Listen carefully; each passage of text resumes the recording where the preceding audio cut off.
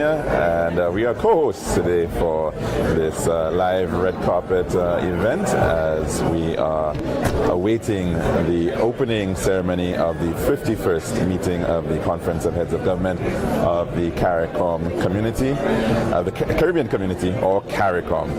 And we are coming live from the William Jefferson Clinton Ballroom at the Sandals Grand St. Lucia Spa and Beach Resort here in beautiful and today very sunny Sunday in here in St. Lucia. And of course this evening we are going to be witnessing the arrival of many heads of government, ministers, regional officials, heads of institutions, members of the diplomatic corps, of various Caribbean community institutions, guests from around the world and friends of the Caribbean community. And this meeting is going to be held under the theme CARICOM, from resilience to renewal in a changing world.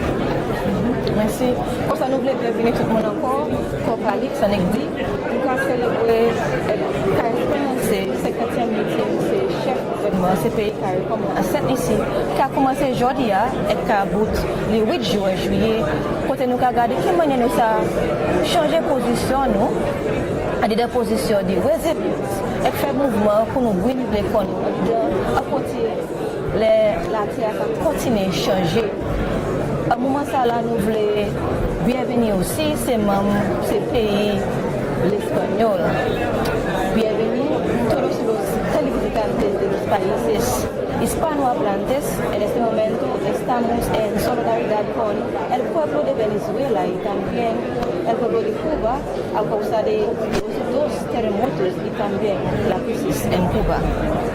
Thanks very much for that, Raisa, and reminding us that today the Caribbean community is very much more diverse than it was back 53 years ago when it was founded on July the 4th, 1974.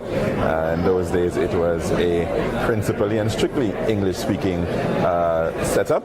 Today it is very much more representative of the breadth and, well, multicultural nature of the Caribbean basin and certainly the Caribbean community. And of course we now have representation and membership from Haiti as a full member of CARICOM, and of course their language there, Creole, which of course is also shared with other members of the Caribbean community, including St. Lucia, as well as associate member Martinique, which joined the Caribbean community very recently. And one of the matters up, which we will very much be seeing very soon, is the introduction into the fold of French Guiana. They are going to be coming into the CARICOM family very soon. And hopefully, of course, it is representative of many others who, of course, are already have different statuses within the Caribbean community as associate members or as observers. And we certainly do want to spare thought for the Spanish-speaking region right now, in particular that of the Bolivarian Republic of Venezuela. They, of course, have just come out of a significant disaster, still grappling with a twin earthquake, 7.3, 7.2 on the Richter scale, devastating many states within Venezuela. And we certainly want to remember the struggles and the difficulties being faced by our Venezuelan brothers and sisters at this time. As you rightfully said, Calix, nous voulons changer chez d'autres pays à Caraïbes, Venezuela, Cuba. Puis c'est juste ici, et puis Caraïbes, en général, le développement. When we look at CARICOM celebrating 53 years, it also takes place in a very critical historical moment. The United States of America celebrated 250 years yesterday. On CARICOM Day. On CARICOM Day.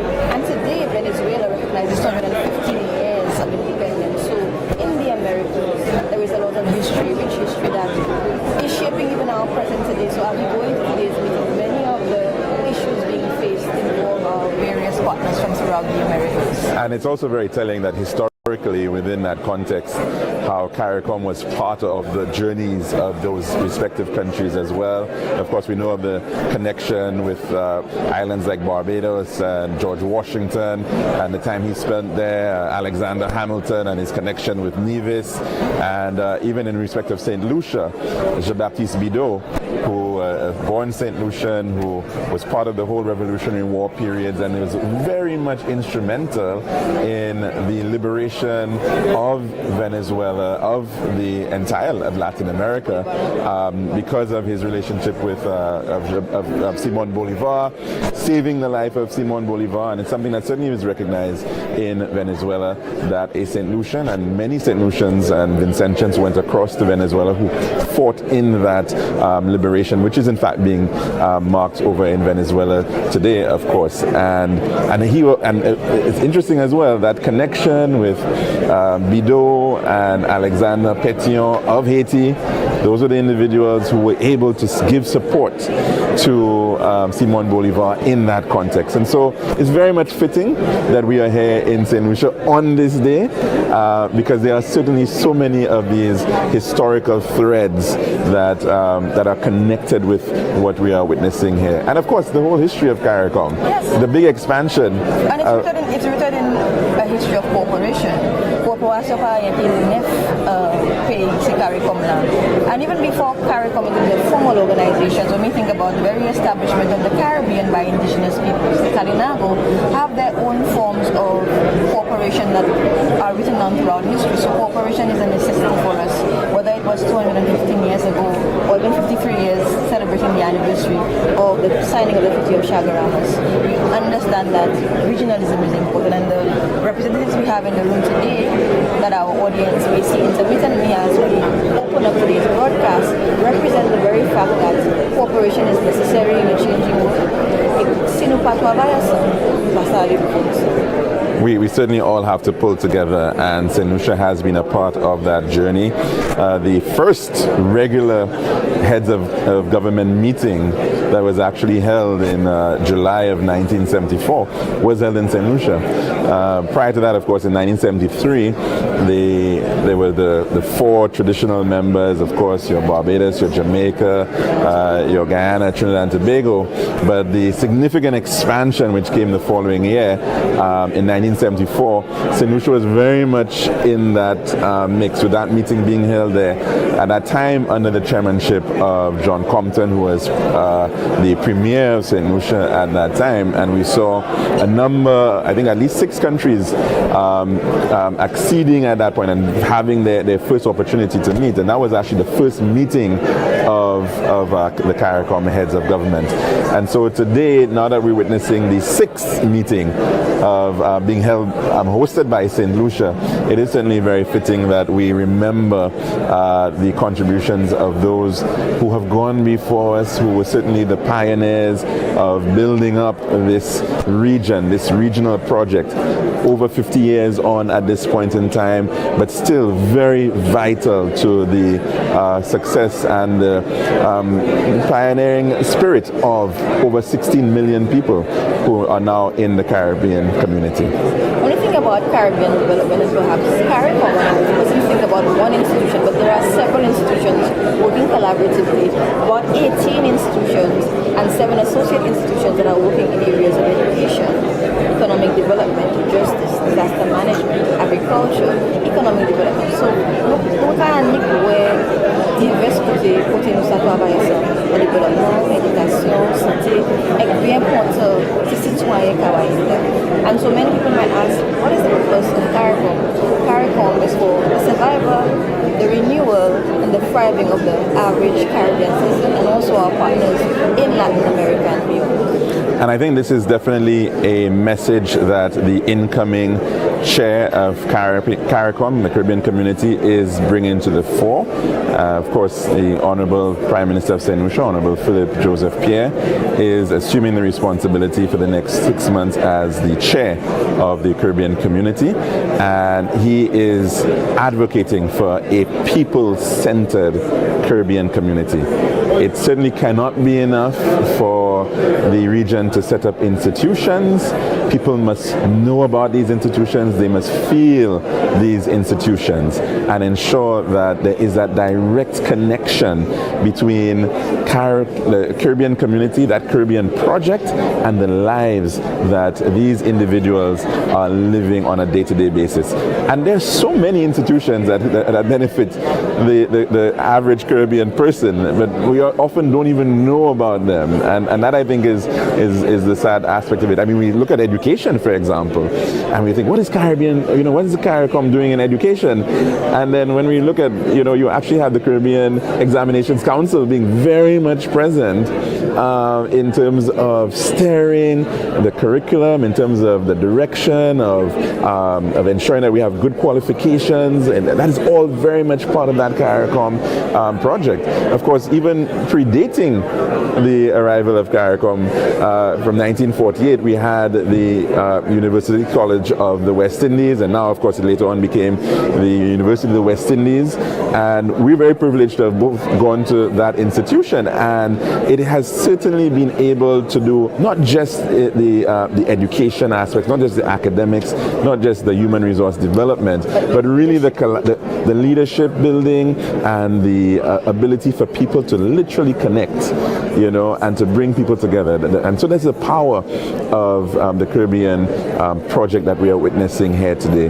And I think, something that quite often happens, we're very often keen to beat ourselves on the head and to lament about our failings and the things that we haven't been able to achieve. But we have been, as a region, been able to do tremendous things that we should certainly be proud of, and we certainly do need to give flowers when flowers are due, and to certainly be able to big up our own selves as a region. Well, with cooperation there is complexity, and much like with global development, we recognize that there will be challenges, but there will also be opportunities, and there are many opportunities and successes of the Caribbean community that we must highlight. And our work is always critical for advancing the well-being, as you rightfully said, of all of our citizens. Pour dire pour moi, comme un ministère ici, KIJD, CARICOM, dans cette conférence-là, et puis une responsabilité pour un sujet qui est bien important, climate change, changement climatique. Nous avons un changement à la terre, pas seulement un cyclone, mais un management ressources complot. So we see that critical issues that are hard-hitting and touching at everyday life issues of people. In hurricane season, in preservation of water, the Rastafarian community, their rights and issues, deepening cooperation, and finding meaningful ways of impacting the lives of regular citizens across the Caribbean. These are the priority areas that are Indeed, and St. Lucia has held within the quasi-cabinet of CARICOM, the responsibility for sustainable development for quite some time, and that has also included the matter of disaster management and water security. And so it is certainly very apropos that we are meeting here in St. Lucia when on the agenda the matter of climate financing is very much front and center on the concerns of Caribbean community leaders at this time. It has been for quite some time the elephant in the room, and is impacting us in ways we never imagined. We would never have thought maybe 20 years ago that we'd be dealing with a sargassum crisis on our shores, across the entire region, and how that's impacting on our fisheries. Maybe a Bajan 40 years ago would never have thought that it would be such a challenge to get ready bone flying fish at the supermarket as it is today. And so we really are grappling with some very real challenges here in the Caribbean, and I think everybody realizes that we have to be able to come together. And in fact, just as we are watching the live broadcast, we're seeing the entrance of His Excellency Mr. Felix Finisterre, the Deputy to the Governor General of St. Lucia, making his entrance into the Sandals Grand property here at Pigeon Point in St. Lucia. Lucia. And of course, we are going to be seeing a show of leadership, a show of strength in the room. We've, of course, had many challenges to face as a region. The geopolitics of the world right now is not an easy time, but certainly back in 1973 and 1974, it wasn't an easy time either. The world was facing the OPEC crisis. The world was facing many challenges. The issue of decolonization was still very much front and center during that period. So it is certainly very fitting that we are seeing St. Lucia coming to the helm at this very critical juncture in this Caribbean community project that has been going on for over 50 years now. Even with St. Lucia's switch at the present time, we also need to talk about the transition that has taken place from St. Kitts and Nevis. Honorable Dr. Terence Drew of St. Kitts and Nevis was the previous chair who transferred, and at that meeting there were also critical points discussed. Security in the region, Chen, CARICOM, Lasti, Lape, as a zone of peace. These remain critical issues that we continue to look at, and how do we create solidarity and support for our brothers and sisters who are in crisis, as we have seen in the Cuban situation and now in Venezuela, where we want to note and recognize that we are in solidarity with those there and offering support as well as we move forward. We also want to continue to look at South-South cooperation. We've seen across the region deepening ties between the Caribbean and Africa, for example. Lucia, Lucia, venu plus fort ces pays CARICOM et puis les autres pays africains. Et ça bien important pour nous. We want to diversify in a changing world. How do we see our partnerships and who do we rely on? How do we move from resilience to renewing and bringing forth new life and purpose? And these are the partnerships that make things happen. Reparations also remains not just a CARICOM issue, but an international one as well. As you would have seen with Ghana, right now on our screen we see the ambassador to St. Lucia from the Bolivarian Republic, Escalona. The Excellency Life Escalona, who was previously on screen, and all of these factors are going to be discussed today, and so we cannot underscore enough the significance of today's meeting. Yeah, certainly. I mean, as a region, the embrace of Africa is a beautiful realization of this journey that we've been on of self-awareness and of pride of ourselves and our people. And in fact, in this room, just not too long ago, last August it was actually, we saw His Excellency Bola Tinubu, the President of the Nigerian Republic, present and being able to meet with leaders of the sub-region right here in this room, and certainly a wonderful reminder that this journey, that this Caribbean community is now being recognized as the sixth region of Africa is very much fitting, despite the fact that we are fairly small in context to the overall African continent, but the connections, the impacts that this relationship can build is very beautiful. And so we certainly do have to commend the leaders who have been trailblazing in this regard. We just saw many of them over in Ghana for that summit, and dealing with the issue of reparations over there.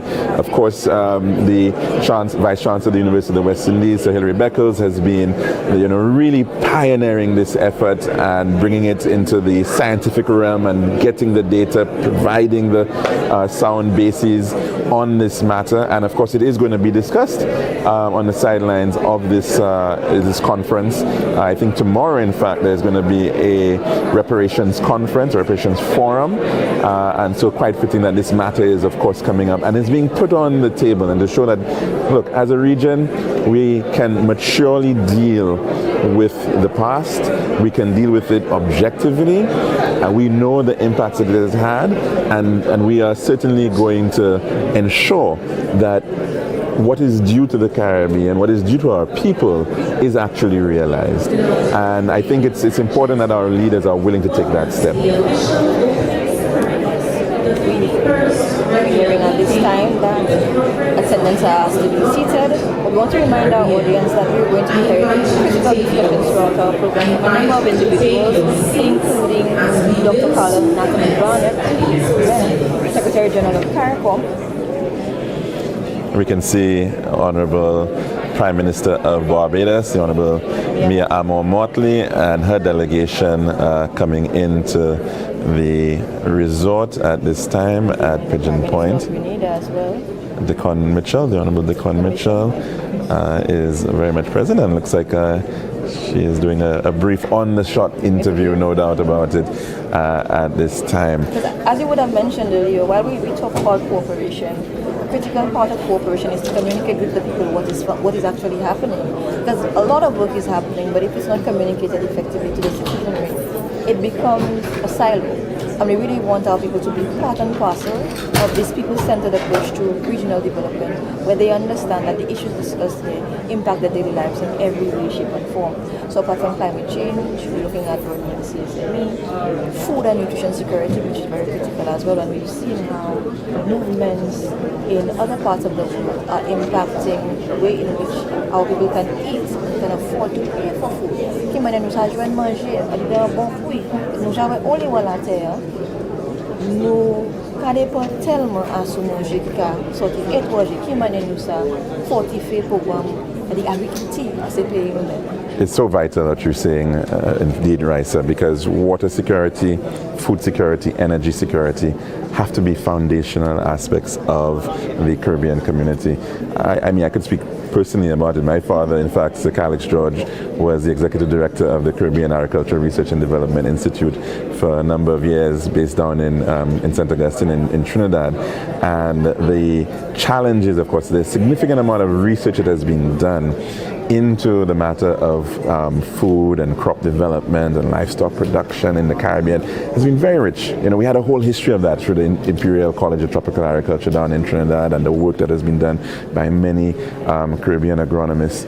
But unfortunately, quite often it has suffered as a result of things like Dutch disease. So in many of these leading countries, the matter of minerals and oil and gas tends to dominate that space, and we sometimes forget that these things are very much important, so that even though the United States might say, well, only 2% of their GDP comes from agriculture, that 2% is so vital in terms of the existence of that country and its people, and the ability for its people to survive. Not just survive, and to be healthy. And to be healthy. Because the health connections matter for us, because we're seeing in the Caribbean, because we depend upon imported foods, some of which are highly processed. These are contributing to a strain in non-communicable diseases. The issues of obesity, many issues across the face of it, and we write about that, and this ability to reclaim our sovereignty in respect of food is very much necessary. That it should not in any way be forgotten. And so many countries have pushed it. I mean, you see what the European Union has done in terms of a common agricultural policy, a common fisheries policy. Certainly, let's hope that, you know, this cooperation in respect of agriculture and food takes center place in the Caribbean community dialogue.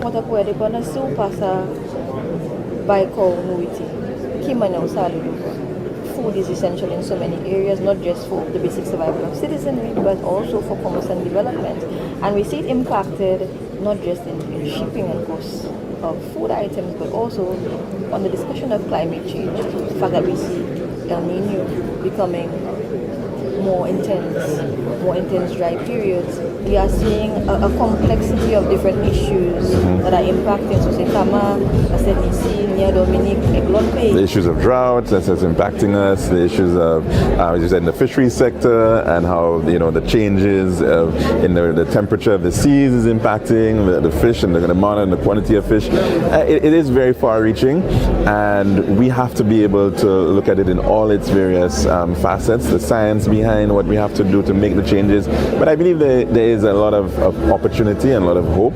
I think we're being told that we're actually going to have to take a short break at this time as we change gears. So very rich discussion. I know we will have lots to talk about indeed as we wait for this 51st heads of government, CARICOM heads of government meeting to actually commence this opening ceremony, which is coming from the William Jefferson Clinton Ballroom at Sandals Grand, St. Lucia.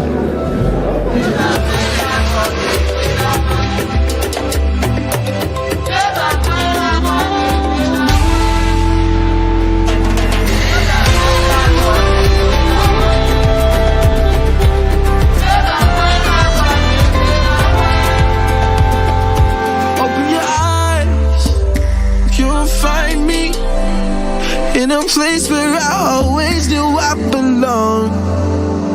Open your heart and you'll find me in a paradise. We're so blessed to go home. She's just so magical and cynic. She's so bountiful and pure. A light that illuminates your spirit. A gem you can't ignore. Watch the sunrise up your Twin Peaks. Watch the sunset at your shores. If the oceans could tell stories, then the waves would sing your song. Sing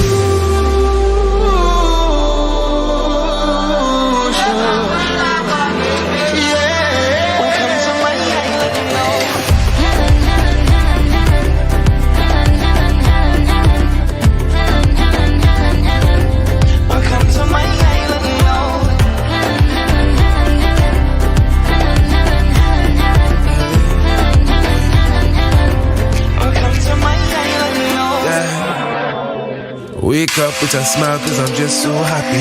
Happy for the life that your light embodies. Say there's no place like home. We can catch a vibe over hills and valleys. Pick a selfish with a figure dashing. Down by the river where the kids clothes washing. Say there's no place like home. The sun could set me free. Your love is all I need. Only one journey. Our future is so bright. Open your arms. Hold me closely to your heart. It's where I wanna be. Right here in unity. Sing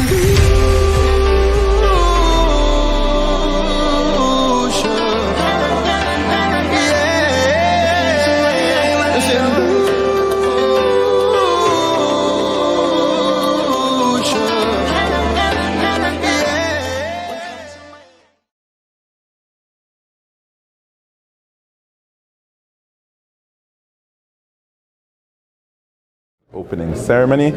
It is happening in Grosley, St. Lucia, and we saw some lovely images there of St. Lucia, the Helen of the West, Iwana Loa, the land of the iguanas. That was the Kalinago name for the island.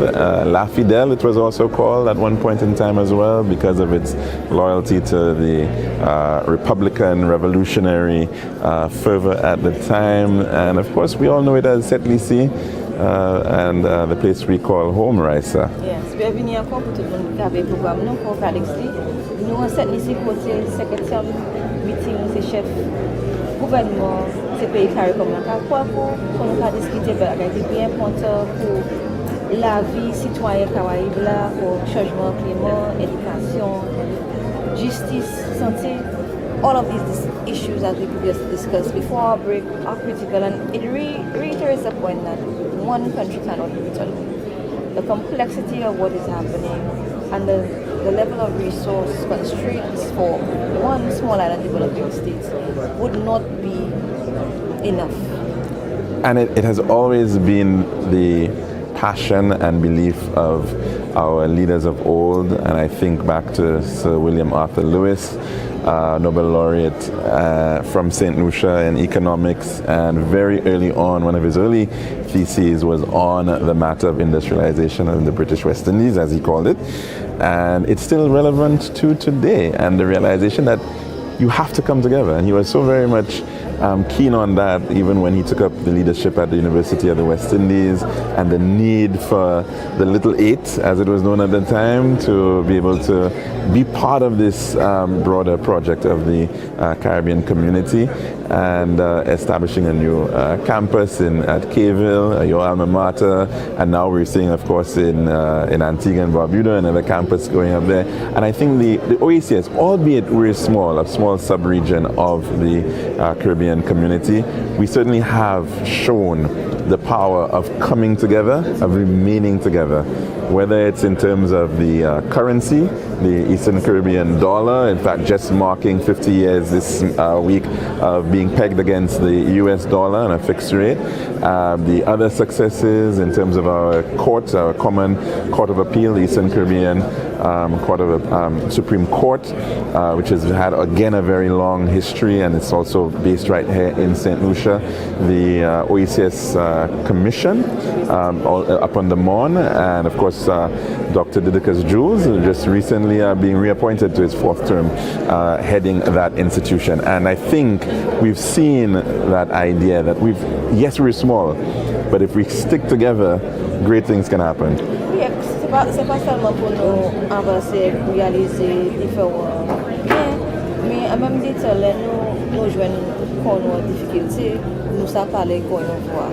So many times over the past 6 months and beyond, we have seen a number of issues arise in trying to manage regional crisis, responding to international crisis, and also meeting with international partners from the Middle East, from the African continent, from the Americas. They recognize and respect the role of CARICOM, and that is why when there is deepening of unity and strengthening our institutions, we stand in a chance of representing the needs and interests of our people so that they can realize opportunities internationally but also within the community. That's the whole purpose of making the Caribbean a place where its citizens can live, survive and thrive in a meaningful way in its various sectors, whether it is education, through CSME. In the OECS, thankfully, we have indefinite travel and we want to be able to expand freedom of movement for all citizens to be able to belong and to have a place in the Caribbean. Les wè tout citoyen sa wè kwa yo viv a developpe ye Caribbean. Yes, and that issue of connectivity has certainly been one of the challenging areas. One might even say the elephant in the room at many a CARICOM discussion, and our ability to actually move freely and to be able to feel at home in each other's islands is so very much important. And I think the matter of regional integration has to be certainly anchored on our ability of logistics in terms of shipping, in terms of airlift. It remains a big issue. And it was even before we embarked on the CARICOM project, we had the Federation project. And we know that there was some assistance from the Canadian government in the federal palm and the federal maple, the idea that we needed to connect these islands together in trade, in being able to move people around. And I think that still is a major challenge that I know we're hearing quite a lot of discussion about from leaders about how they can get these fast ferries going, how they can get better interconnectivity in terms of our many different international airports which we have across the region now.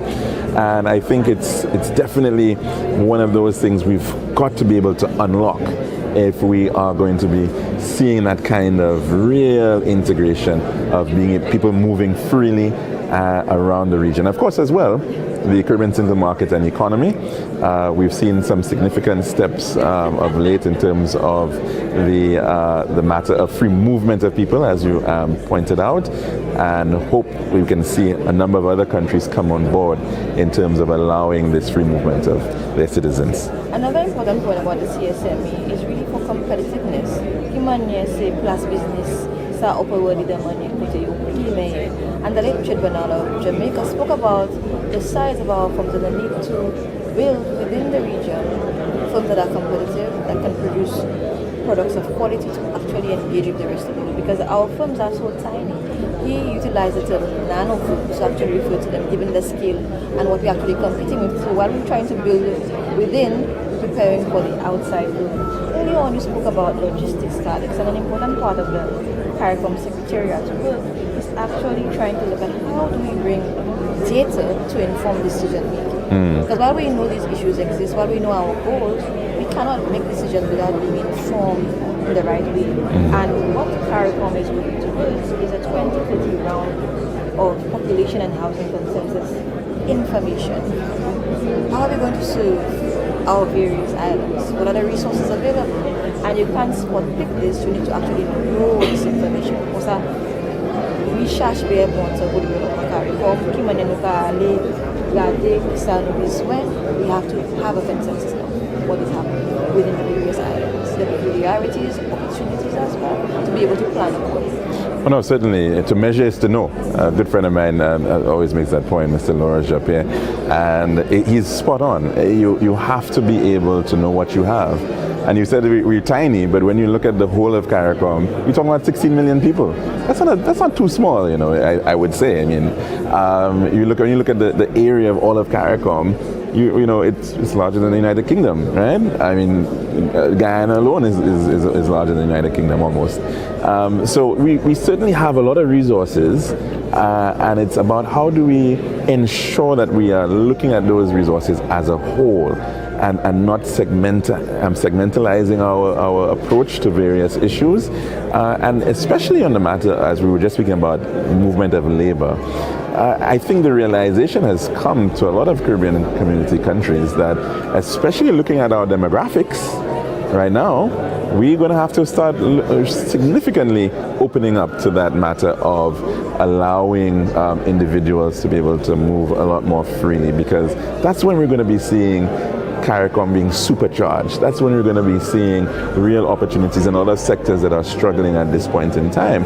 And it therefore means that there are some major challenges that we do have to take on when it comes to unlocking those issues. As we said, the matter of logistics, the matter of movement of people, but beyond that, of course, all of CARICOM planning that must happen. And your point is important, that it has to be data driven. That's how the entire world is moving. And also, you said that one of our participants today is actually Joseph, Rhodes Scholar from St. Lucia, who will be featured in today's address. And we really want to see how, in a space where Caribbean's population is predominantly driven, how youth are going to be included.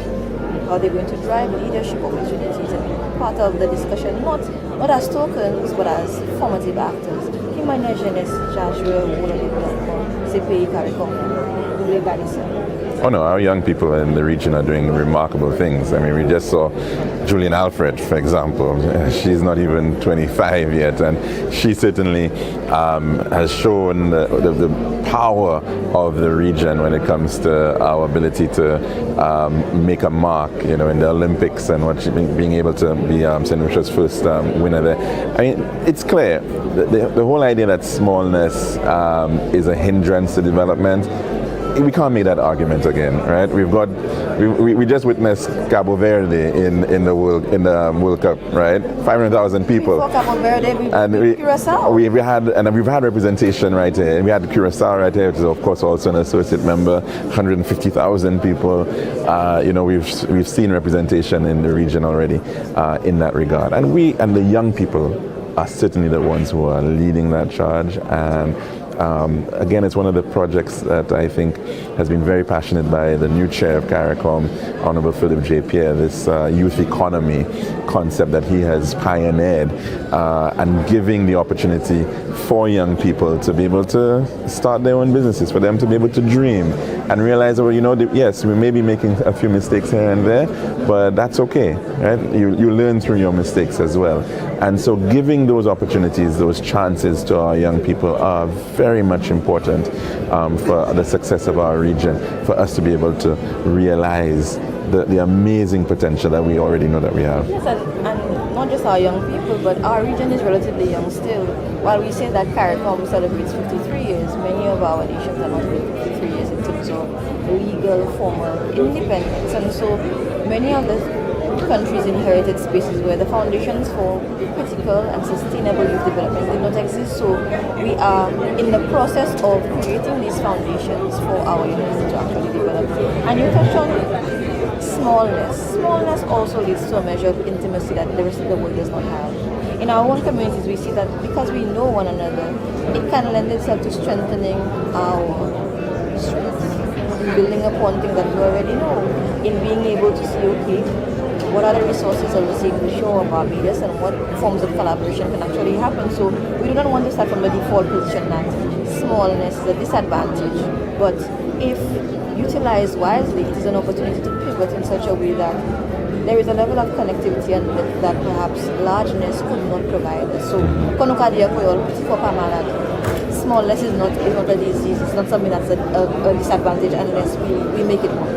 Yes, indeed. I remember at university, and you say, "Oh, you're from the small islands, you islands of the coast, and it clearly shows that look, we as a region, in the greater scheme of things, we will always be considered small because of size of geography, geopolitically, that's the case. But we have shown, of course, that we can lead, that we can make marked contributions on the world stage, and we certainly have to collaborate to be able to achieve that, because a Julian Alfred gold medal is not just a St. Lucian gold medal, it's a medal for the Caribbean. A Kirani gold medal is a medal for the Caribbean. The way we back West Indies cricket team is the same way we should be backing anything from the Caribbean. So, a Trinidad and Tobago sitting on the Security Council of the United Nations is a Caribbean community sitting on the so we have to certainly have that approach when it comes to being able to band together, whether it is in respect of foreign policy, whether it is in respect of trade policy, in every aspect of our development. We know the challenges, we know the geopolitical challenges, and we also need to know the geopolitical opportunities. And we have to be able to undertake those as a collective. And we have seen the Caribbean rise to the occasion with respect to that in a number of areas. As you previously said, in climate change, leading the world stage and saying, okay, the issues that are being faced across from Paris, the United States and beyond, in terms of heat waves, these are issues that we have already brought to the front in terms of the changing climatic landscape, but it would eventually come when we advocate for 1.5 to stay alive in terms of the benchmarks, and we do not want the international community to cross. Reparatory justice, we remain at the forefront with our African brothers and sisters, with Ghana, in standing with them and in lending our voice, in ensuring that people remember, people know, and that our advocacy remains sustained. So all of these things remain critical.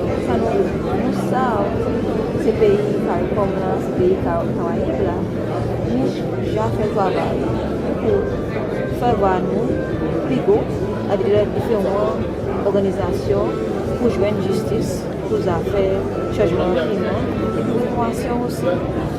And the persons present in the room today represent part and parcel of this community working together to move forward. Whether in the last meeting it were members of the Afro-Mexic Bank from Africa, or representatives from Saudi foreign ministers, we are engaging with international partners right here in our backyard and trying to create a space where we not only partner with individuals, but we are leaders in thought and in action. Exactly.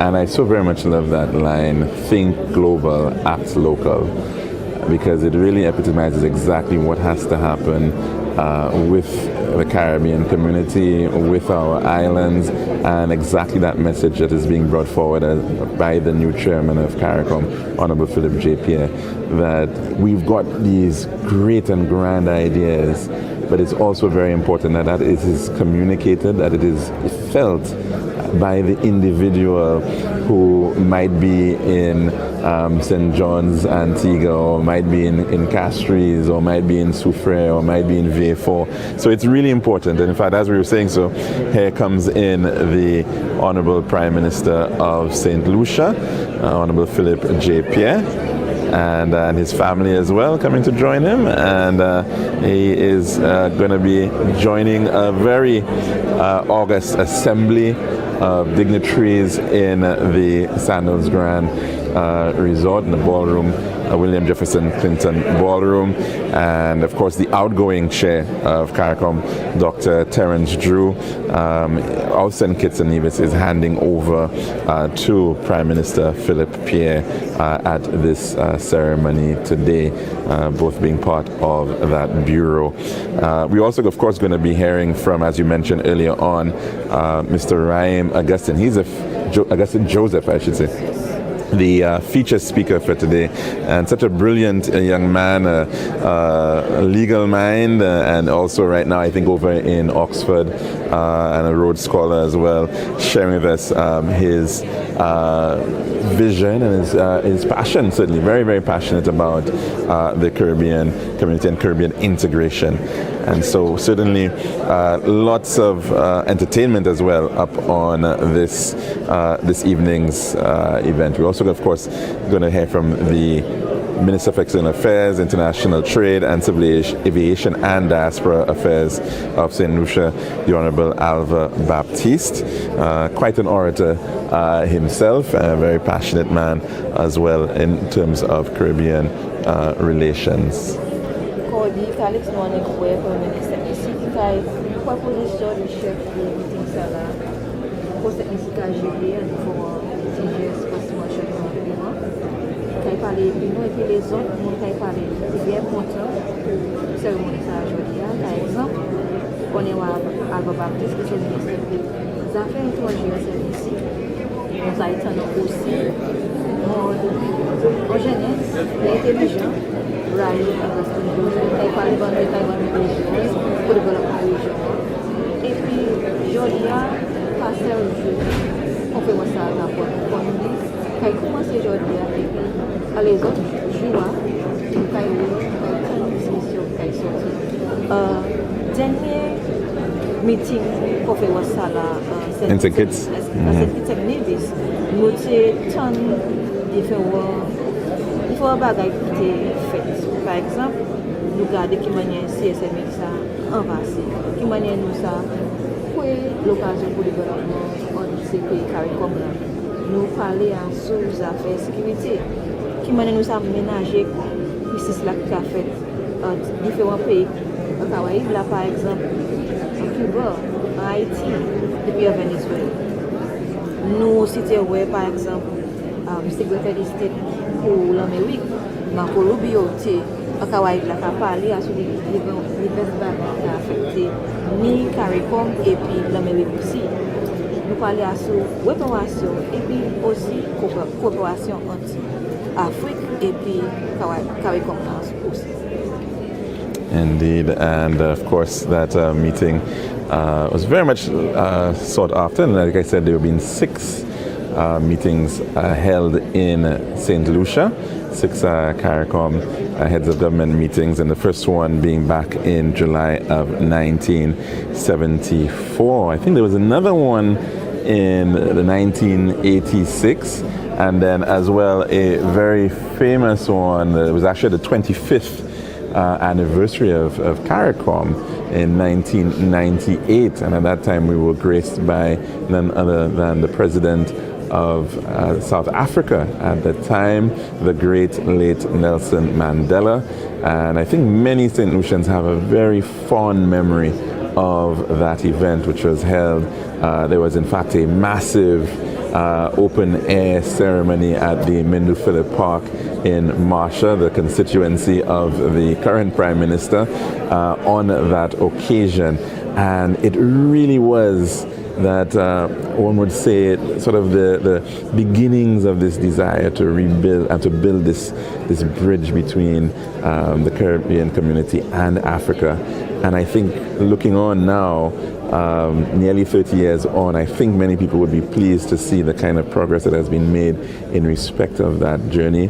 Many Caribbean countries are also trying now to get direct flights to Africa, and that's very commendable. We've seen what's happened in Barbados and Antigua, for example, and many leaders as well making that connection to the various capitals of the of countries in Africa. And in addition to that, of course, setting up diplomatic missions in those respective countries of Africa. And so it is very much telling the direction that the Caribbean community is going into at this time. But at the same time, we're still trying to integrate more within the region as well. And the accession and the hope that we're going to be seeing as well in respect of French Guiana coming on board is very, very timely. Already, of course, Guyana and Suriname already full members of the Caribbean community, and French Guiana, of course, still Département d'Outre-mer, a dot of France, but certainly they are very much important in terms of that sort of unification of the Guianas, if you like, if that could in fact be achieved. And we of course know that right now Guyana is the home of CARICOM, Secretariat based in Georgetown, and seeing this of course expansion in Guyana right now, it is great that we can see French Guiana coming on at this time. Of course, it's also a country that has a lot of close relations with St. Lucia because of migration in the years gone by. Many a citizen, a St. Lucian or Martinican, went across to the hinterland of the Guianas in search of gold, in search of fortune, and many stayed there. And so very strong culture. It's one of those places I think you can still go to, and you can get a very pure form of the Laos festival, right? Culture does not die, it's part of the passport of people, so your imprint is there, whether or not you leave a passport there, the cultural imprint is right there. But you said something critical about the expansion of CARICOM, and members are both independent, some departments, some overseas territories, and it just shows the dynamic of, despite political distinctions and differences, there is still a common thread and understanding that Caribbean unity must move forward no matter what. Our current associate members, as you noted, Anguilla, British Virgin Islands, Cayman Islands, Curacao, Turks and Caicos Islands, and Martinique, all very important partners with dynamic political conditions, but again, understanding that the Caribbean is not just a chain of islands, but shared history, shared challenges, and also opportunities, and peoples who are resilient and have overcome various epochs of change. And so the topic of theme guiding the 51st meeting is a critical one. Moving from resilience to renewal in a change. What does that mean to the average citizen when they hear it, when they think about it? Because we've always had to be resilient. Right. It might not be a storm, it might be some international conflict. So we've always been bracing or retaining ourselves against conflict or challenge. But when do we renew? When is there a rebirth or renaissance? And having that interconnectedness is so vital to that whole idea of resilience. Because, you know, the fortune of one island may be down at one point. The fortune of one territory may be challenged because of a hurricane, because of a disaster. We're seeing exactly what's happening in Venezuela right about now.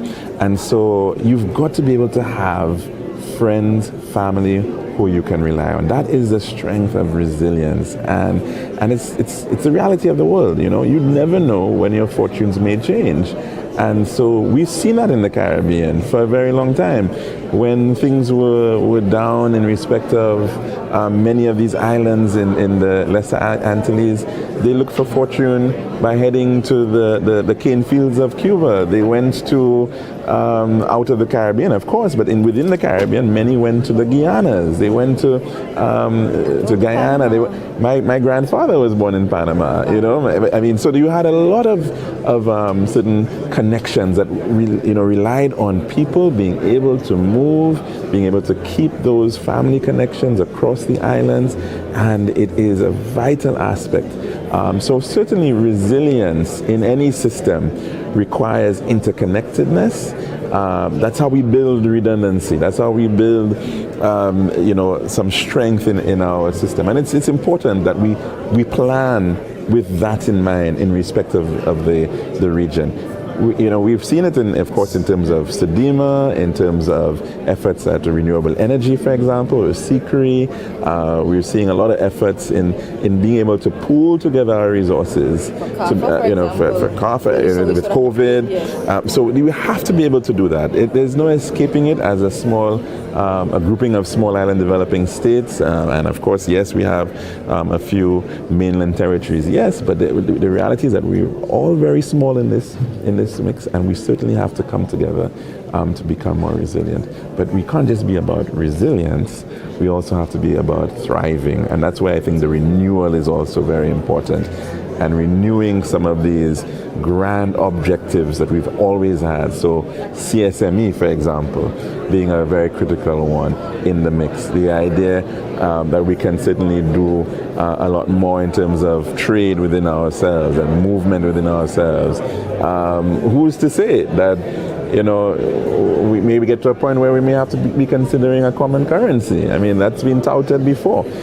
So there are a lot of things that certainly our leaders have to be looking at and considering in this ever more turbulent and challenging global space. But we've been here before, and I think that is the strength, and we've been able to overcome so many challenges as a region, and that's the beauty of it, I think. It is the beauty of it, and as you would have mentioned earlier about the current or incoming chair's position on a people-centered regional movement, leaders don't have to do it alone. In the Caribbean, we've had a foundation established for us by a number of civil society organizations, and so let me forget, that have really pushed development from below.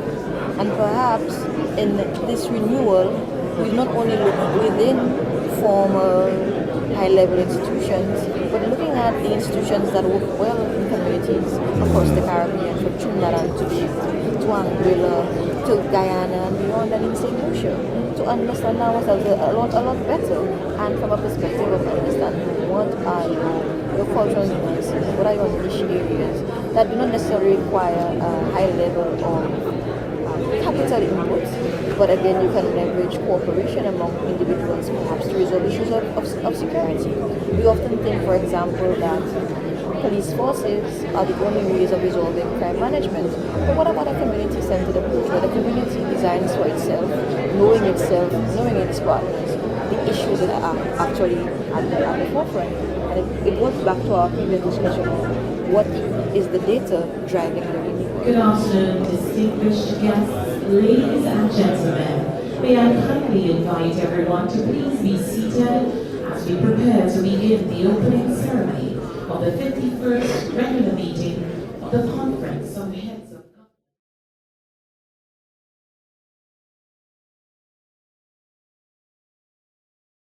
Government. Please note that this ceremony is being recorded and broadcast live. Thank you. We just heard from the Mistress of Ceremonies, Jade Brown, announcing that they are going to be starting the ceremony, the official official opening ceremony of the 51st regular meeting of the Conference of Heads of Government of CARICOM. We are at the William Jefferson Clinton Ballroom at the Sandals Grand Resort at Pigeon Point in Grosley, St. Lucia, the Helen of the West. And this meeting of CARICOM 51st is going to be from today until the 8th of July. The theme, CARICOM from Resilience to Renewal in a Changing World. And I think we just got a shot of the lineup of the heads, and we believe that they're going to be coming soon.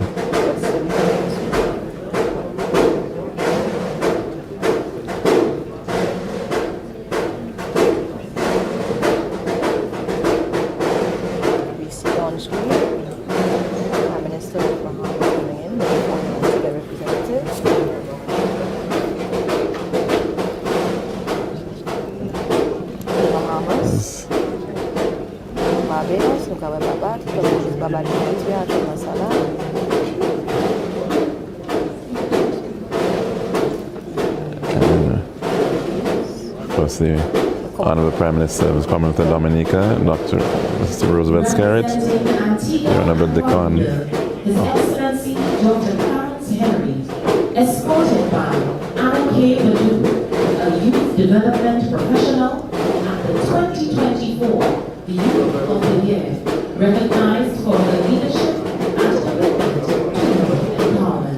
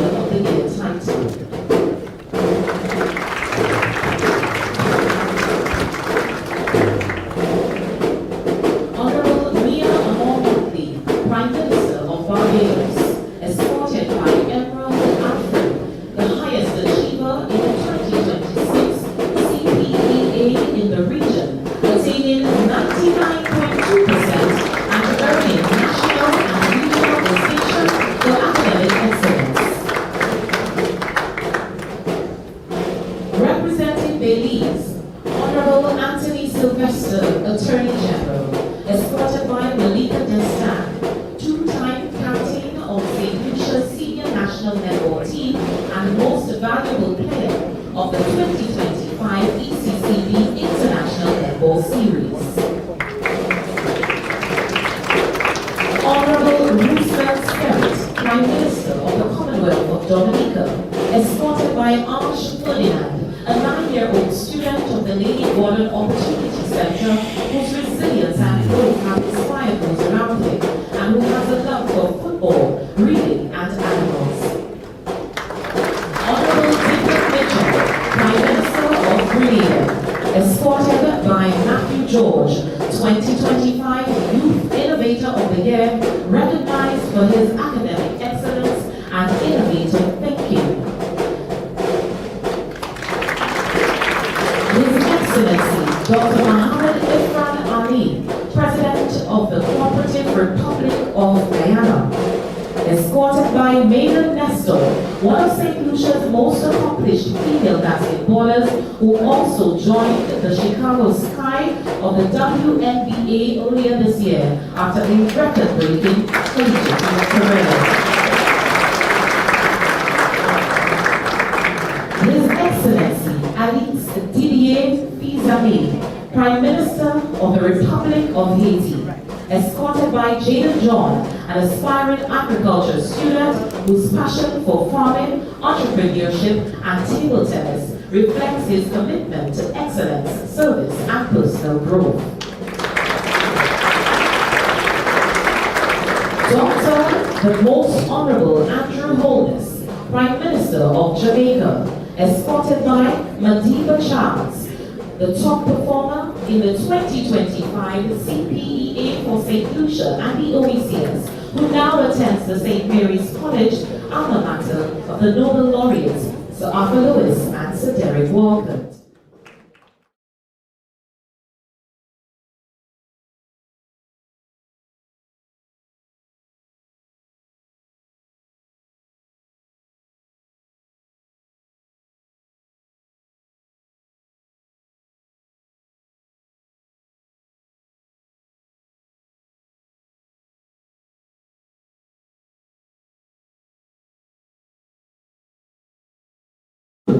Prime Minister of St. Kitts and Nevis, escorted by Kareem Elise, an avid chess player and St. Lucia's first FIDE master, recognized for his outstanding achievements and pioneering contributions to the game. Dr. the Honorable Godwin, Prime Minister of St. Vincent and the Grenadines, escorted by Josiah Anseed, the St. Lucia's National Grade 5 Mathematics champion, who, at just 10 years old, is distinguished by his academic excellence and eagerness to learn.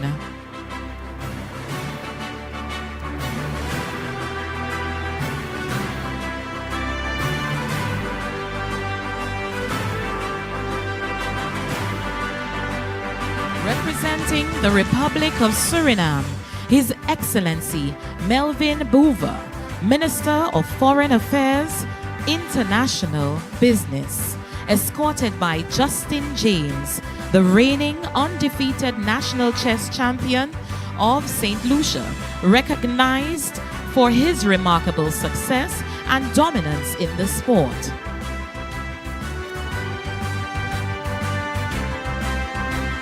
The Honorable Cora Richardson Hodge, Premier of Anguilla, escorted by Alyssa Dujon, an 11-year-old student of Donata School, which specializes in the education of students with special needs. She enjoys arts and music, and her engaging personality has endeared her to everyone she meets.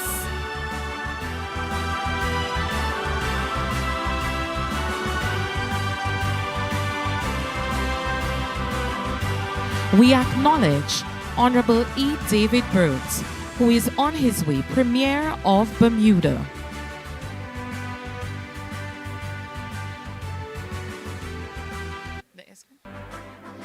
Escorted by Randall Monrose, a student of the St. Lucia Sports Academy Secondary School and dedicated athlete recognized as a 2024 Carifta long jump medalist.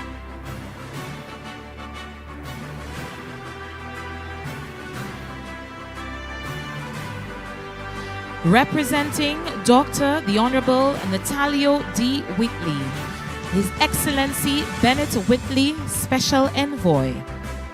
Escorted by Zuri Badu, a graduate of the Montessori Center and a top 10 performer in the CPEA 2026 in St. Lucia, an aspiring lawyer. She will be attending St. Joseph's Convent Secondary School in September.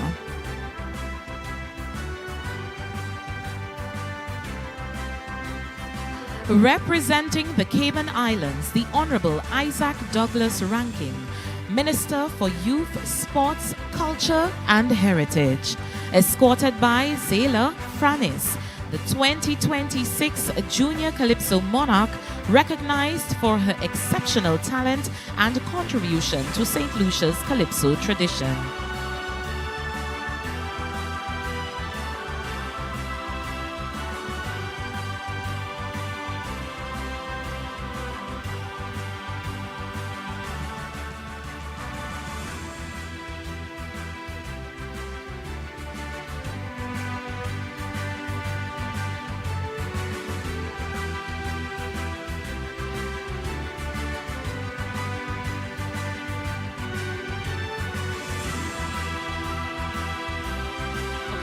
His Excellency Serge Lichmi, President of the Executive Council of the Territorial Collectivity of Martinique. Martinique is the newest associate member of the Caribbean community. Escorted by Azil Mr. Personality Filgens, the 2026 National Junior Calypso Monarch, whose confidence, charisma, and musical talent have captured the hearts of audiences across the island.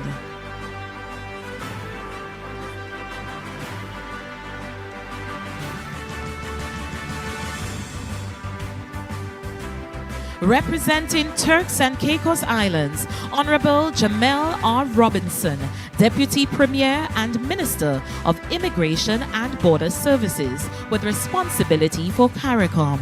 Escorted by Kaylee Simmons, the reigning Junior Soca Monarch, recognized for her outstanding musical talent and captivating stage presence.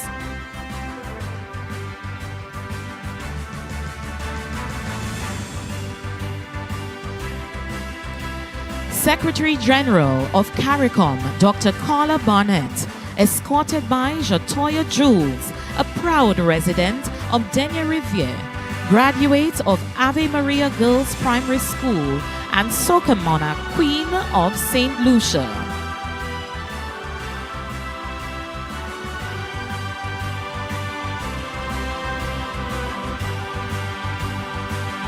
Ladies and gentlemen, please stand as we welcome Honorable Philip J. Pierre, Prime Minister of St. Lucia and Chairman of CARICOM. Prime Minister Pierre assumed chairmanship of CARICOM on July 1st, 2026, escorted by Destiny Snack, the 2026 Under-17 Carifta High Jump Girls Champion. She will be pursuing her sporting career at the University of Kansas in September.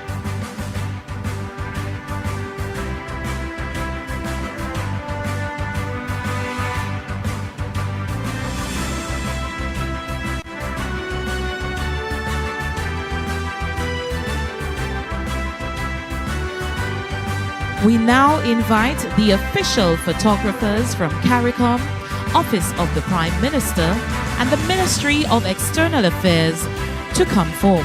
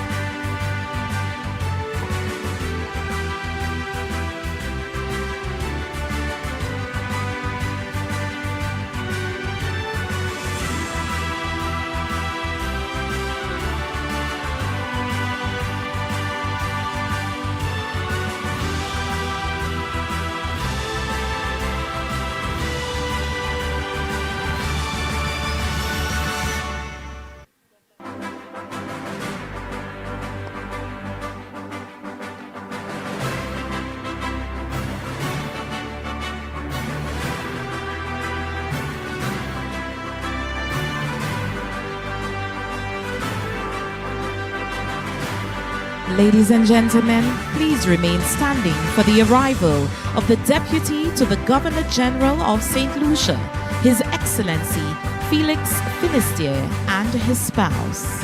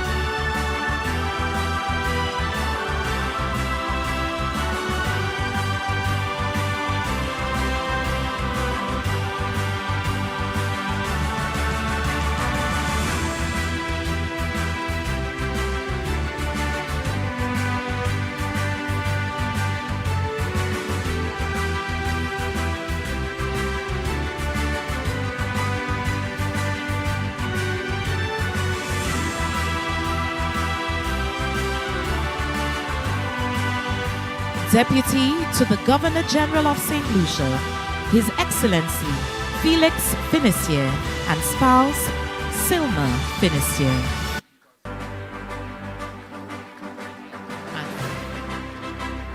Ladies and gentlemen, please remain standing for the National Anthem of St. Lucia by the Royal St. Lucia Police Band.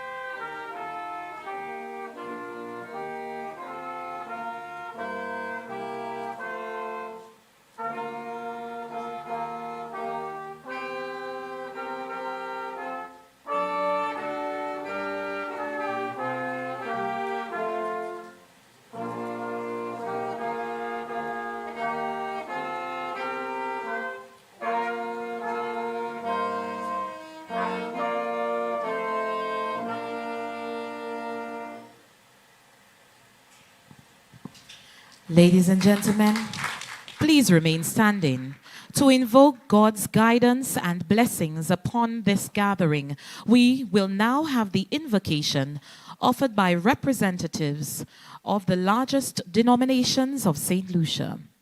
We'd like to call on Bishop Dr. Emmanuel McLaurin of Bethel Tabernacle.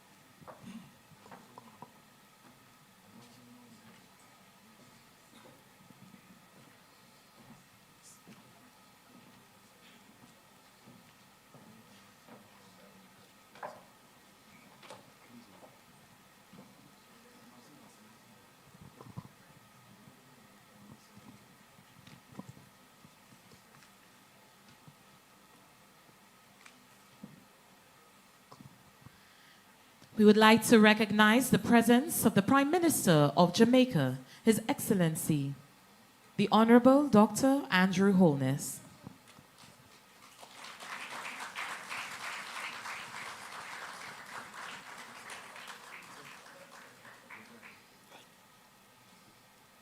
Divine blessings upon all. In this invocation, we reflect on Proverbs 11:14, where there is no guidance, a people fall, but in abundance of counsel there is safety. Shall we pray? Almighty God, who has granted unto these nations of CARICOM the democratic ideal by which our destiny may be fashioned, we thank you, gracious Father, that thou hast blessed our lands to survive the infectious climates of confusion, uncertainty, helplessness, and irresponsibility, by preserving among us enlightened and concerned citizens who cherish the heritage and who have purpose in their heart to extend it. We thank you, Lord, for like-minded leaders whom thou hast raised to guide our nations. We pray that thou, O Lord, would grant those whom we have entrusted with the authority of government to be responsible and wise, courageous and strong. Guide us, the people of these Caribbean island lands, to expect them and support them in all wise legislations and faithful administration, that we may all prosper under equal law, defending our liberties and granting us a sense of responsibility, achieving unity of purpose among us, and grant unto us, Father, the victory of faith in the ideals to which we are committed as nations of CARICOM. Strengthen us with honor and grant us peace. Provide us, O God, with the strength and the spiritual sustenance for performing mighty acts for you, the task with which our common life yet confronts us. Guide the heads of governments of the Caribbean community, indeed, with resilience to renewal and in this changing world. Most High God, through this conference, guide the proceedings with your wisdom, knowledge, and understanding, and peace, and let the spirit of camaraderie be maintained throughout. Give the chair the perception, foresight, and godly wisdom to lead this conference in the name of our Lord Jesus Christ. And everybody say, amen. And now we call on Archbishop Gabriel Malzer, Archbishop of the Archdiocese of Castries.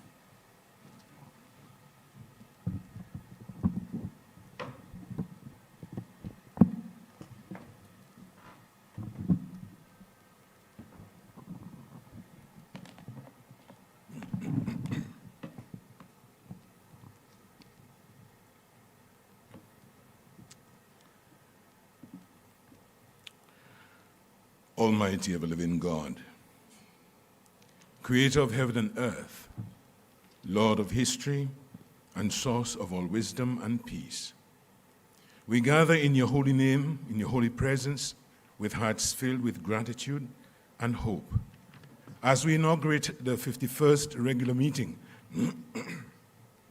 of the Conference of Heads of Government of the Caribbean Community. We thank you for the gift of the Caribbean region, for its rich diversity, the resilience of its people, the beauty of the land and seas, and the enduring spirit of solidarity that has sustained us through our times of challenge and change. As our nations gather under the theme, CARICOM, from resilience to renewal in a changing world, we seek your divine wisdom and guidance. Bless our heads of government, ministers, diplomats, and all entrusted with the responsibility of shaping the future of our community. Grant them wisdom, courage, and humility, and a steadfast commitment to justice, peace, and common good. We offer a special prayer for the Honorable Philip J. Pierre as he assumes the office of Chairman of CARICOM. Grant him wisdom, strength, prudence, and grace as he heads our regional family during this important period of renewal and transformation. We remember especially our brothers and sisters in Venezuela and all throughout our region who suffer from poverty, violence, displacement, and natural disasters. May our deliberations contribute to a future of greater peace, prosperity, and human flourishing for all. Bless the work that begins here today.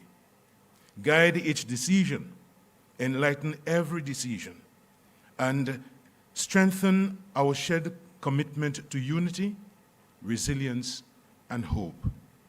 And may the blessing of the Almighty God, the Father, the Son, and the Holy Spirit come down upon you and remain with you forever. Amen.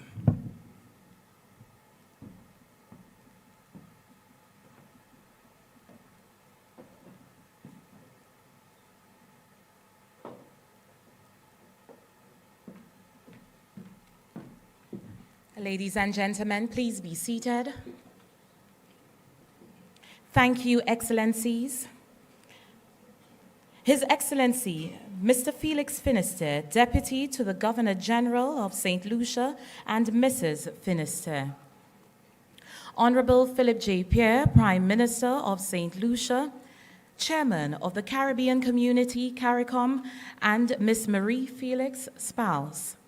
Heads of Government of the Caribbean Community, CARICOM, and associate member states and spouses. Her Ladyship, the Honorable Justice Margaret Price Findlay, Chief Justice. Dr. Carla Barnett, Secretary General of the Caribbean Community, CARICOM. Deputy Heads of Government, the Honorable Alvina Reynolds, President of the Senate. The Honorable Claudius Francis, Speaker of the House of Assembly, His Grace, the Most Reverend Archbishop Gabriel Malzer, Her Excellency Dame Perlette Louisi, Governor General Emerita, Cabinet Ministers from CARICOM member states, the Honorable Alan Chasney, Leader of the Opposition, the Honorable Dr. Kennedy Anthony, former Prime Minister of St. Lucia, and Professor Rosemary Bell Antoine, spouse. The Honorable Mr. Justice Winston Anderson, President of the Caribbean Court of Justice. CARICOM Secretariat Executive Management, Mr. Deal Lee, Deputy President of the Senate, other parliamentarians, ambassadors of member states accredited to CARICOM, ambassadors of third states accredited to CARICOM, members of the Diplomatic Corps, heads of community institutions, leaders of religious denominations, senior government officials, other invited guests, other delegates, members of the media, citizens and residents of St. Lucia and the wider Caribbean community. This is the established protocol for the duration of this event. Good afternoon. My name is Jade Brown, and it is both an honor and a privilege to serve as mistress of the ceremony of this opening ceremony of the 51st regular meeting of the Conference of Heads of Government of the Caribbean Community, hosted by the Government of St. Lucia. This meeting is being held under the theme, CARICOM, From Resilience to Renewal in a Changing World. This theme reflects the strength and determination of the Caribbean people in overcoming challenges such as climate change, economic uncertainty, and global crises. It also highlights our commitment to moving beyond resilience and toward renewal through stronger regional cooperation, innovation, sustainable development, and inclusive growth. Ultimately, CARICOM, From Resilience to Renewal in a Changing World, is a call to action. It reaffirms our collective resolve to transform challenges into opportunities and to work together in building a stronger, safer, more inclusive, and more prosperous Caribbean community for present and future generations. And now, to deliver the welcome remarks, I invite the Honorable Alva Baptiste, Minister for External Affairs, International Trade, Civil Aviation, Diaspora Affairs of St. Lucia. Honorable Minister.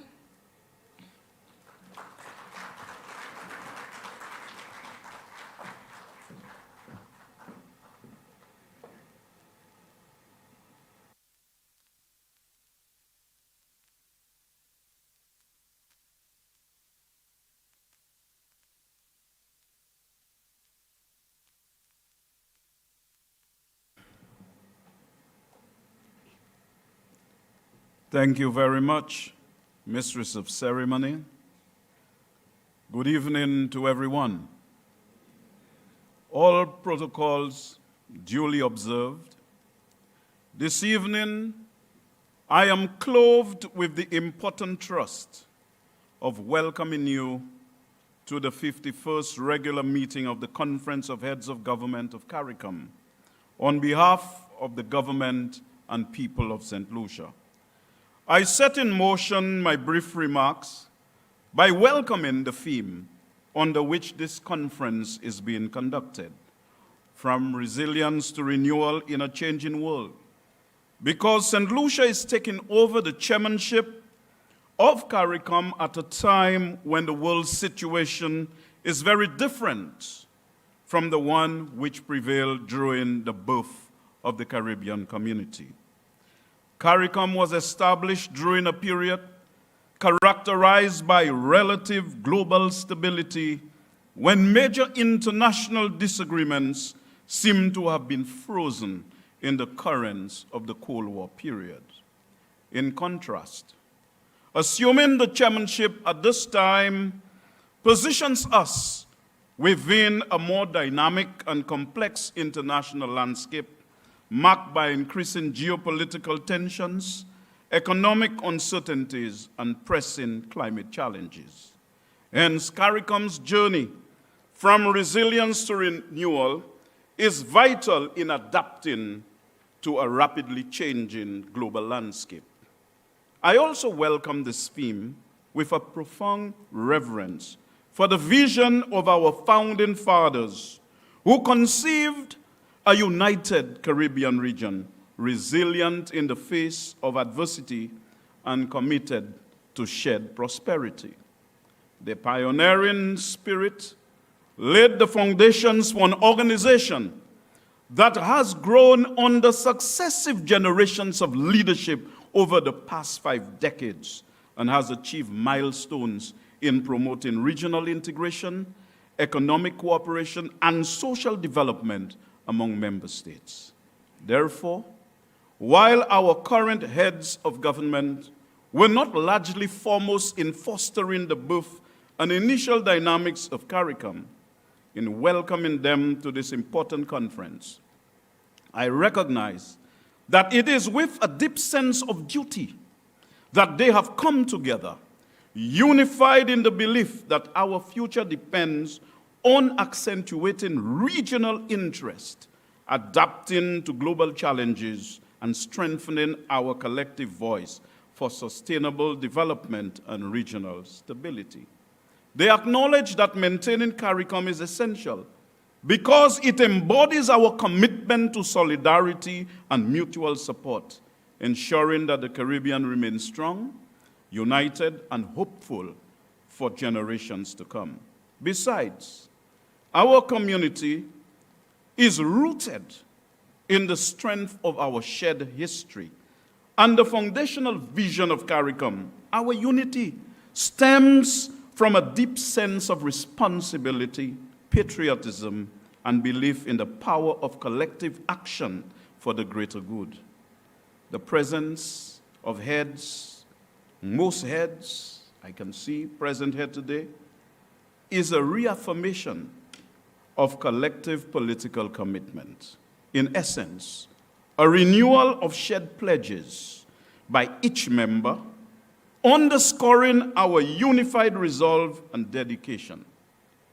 And we observe that unity is not the absence of disagreements.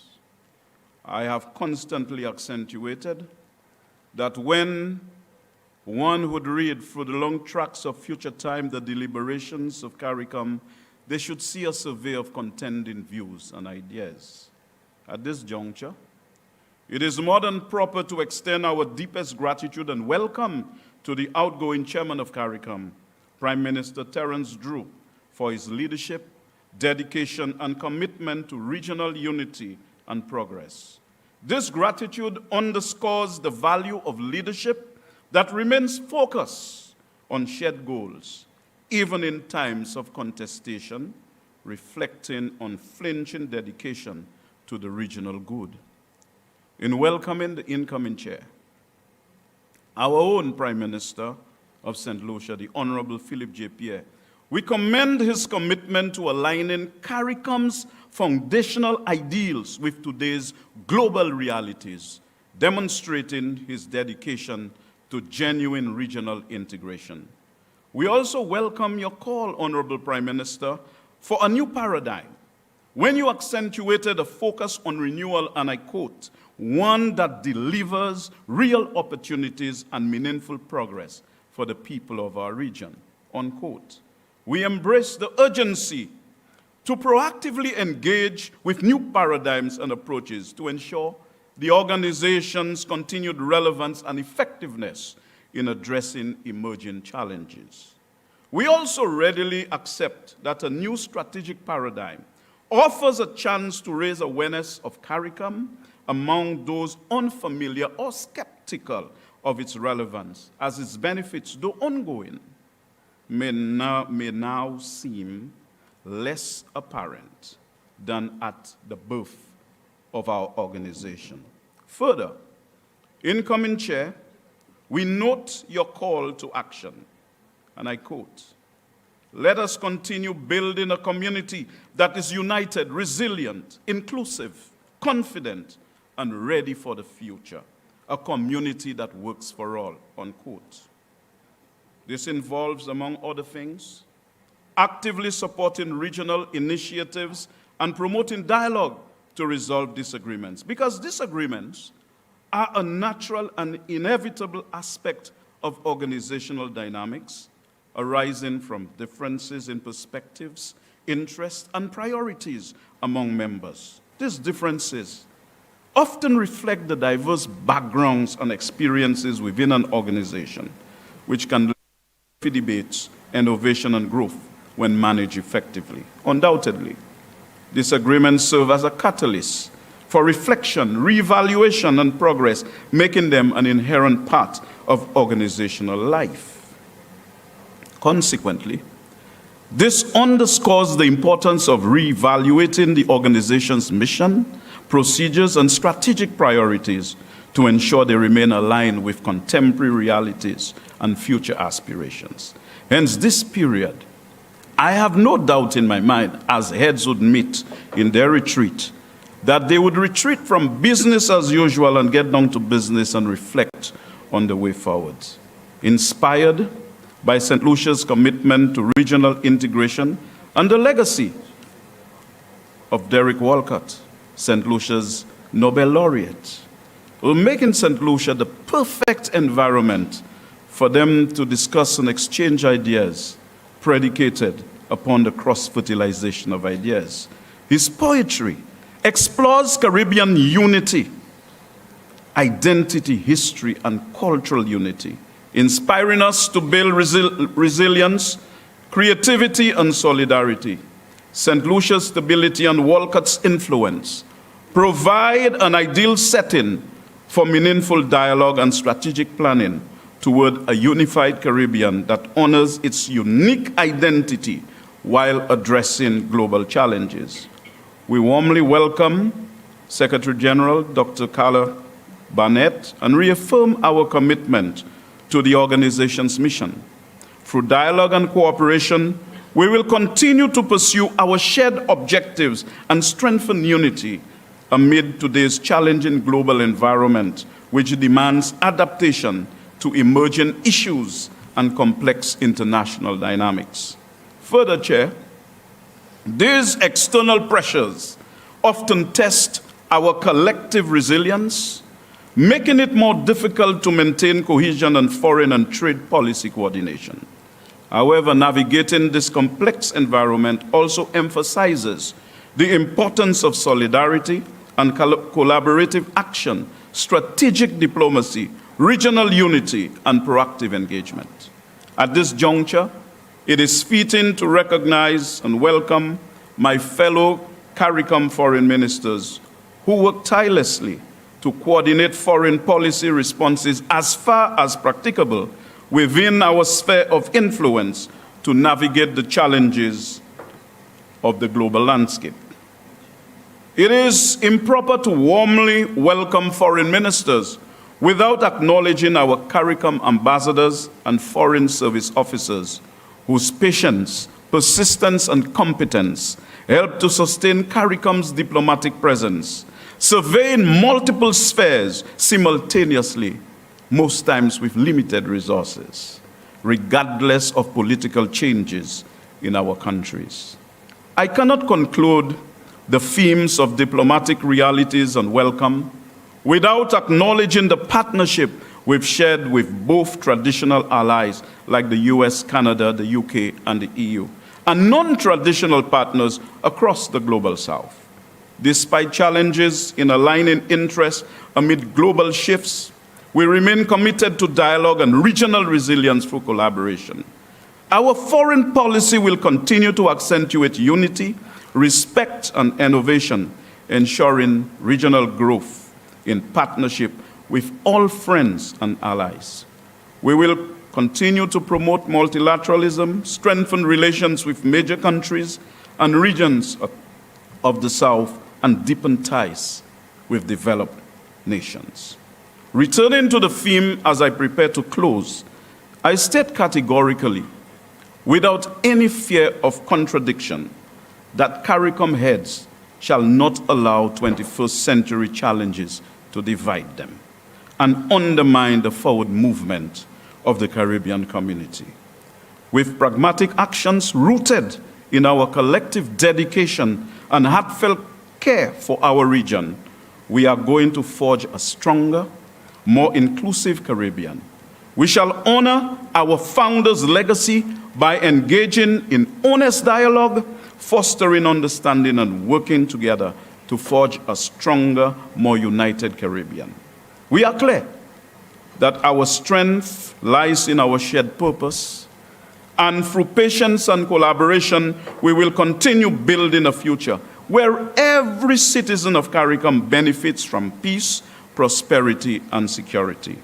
Welcome all to the 51st regular meeting of the Conference of Heads of Government of CARICOM. Muchas gracias. Merci. Thank you very much.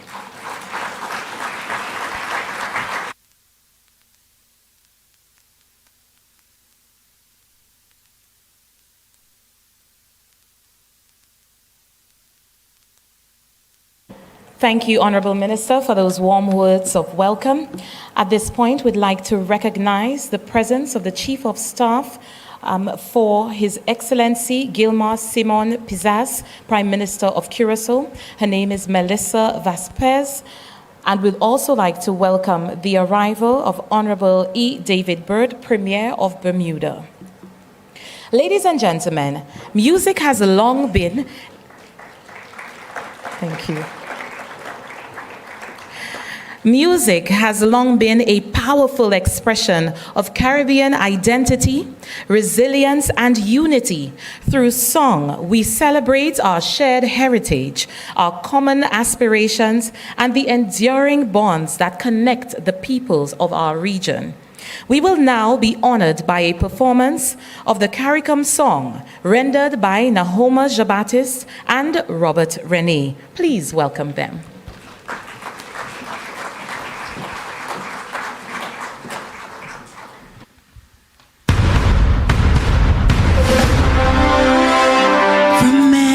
Distant lands, our forefathers came, some seeking adventure, some bound in chains. Through battles waged and fought, through victory and pain, by test of their courage, our freedom was shared. In homage to those gone before us, our heroes of lands in the sun, we vow to join hands and to focus on building one Caribbean. Raise your voice.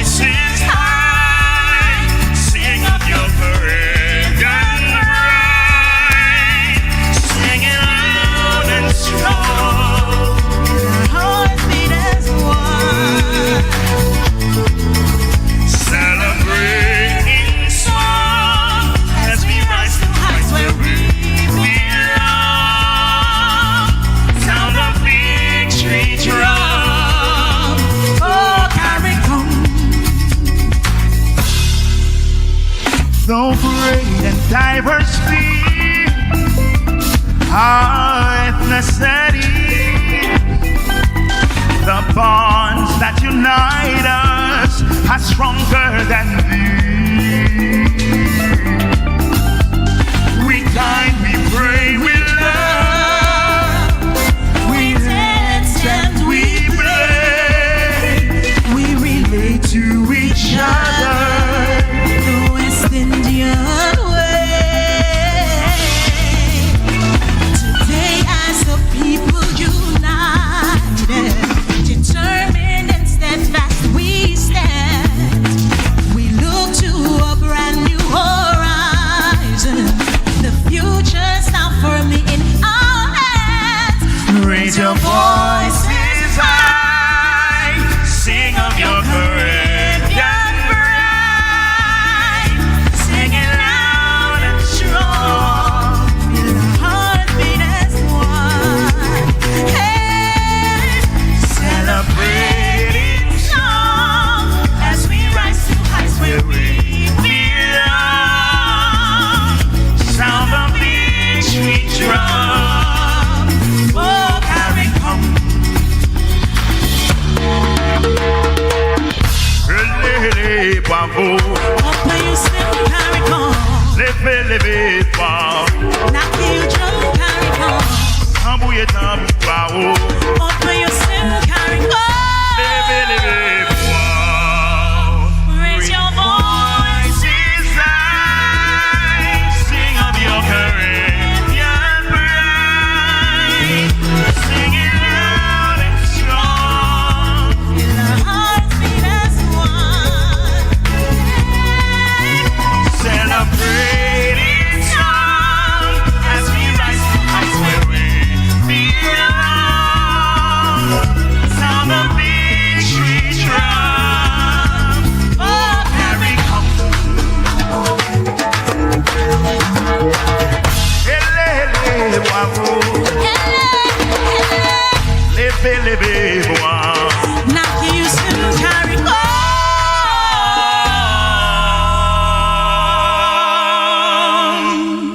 Thank you.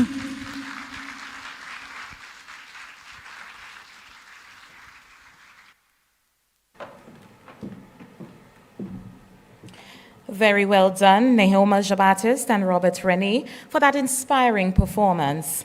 We now invite the Secretary General of the Caribbean Community, Dr. Carla Barnett, to deliver the opening remarks. Dr. Carla Natalie Barnett, Secretary General of the Caribbean Community, CARICOM, is the first woman to hold this office, having assumed the role in August 2021.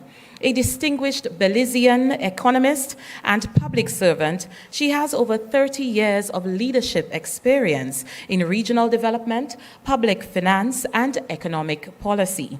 She has served in several senior positions, including Deputy Secretary General of CARICOM, Deputy Governor of the Central Bank of Belize, and Vice President of the Caribbean Development Bank. Please join me in warmly welcoming Dr. Carla Natalie Barnett, Secretary General of CARICOM.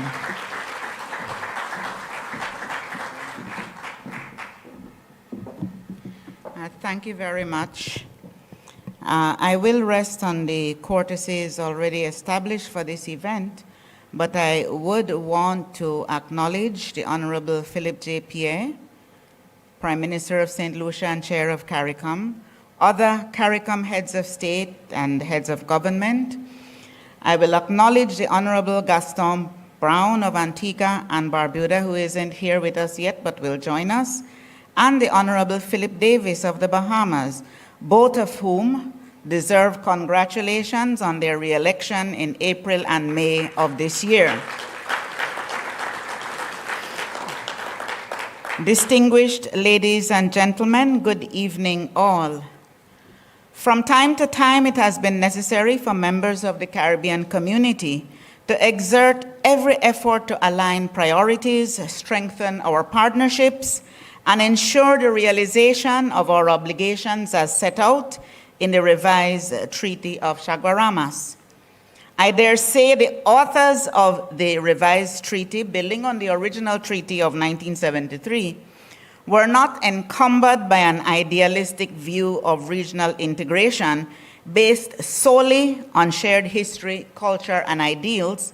Rather, theirs was a practical vision that by deepening and broadening our intra-regional market, coordinating foreign policy and international trade negotiations, collaborating on key human capital development areas such as health, education, culture, and more, we would be better able to weather turbulent storms as we sought to expand real development opportunities for the people of our region.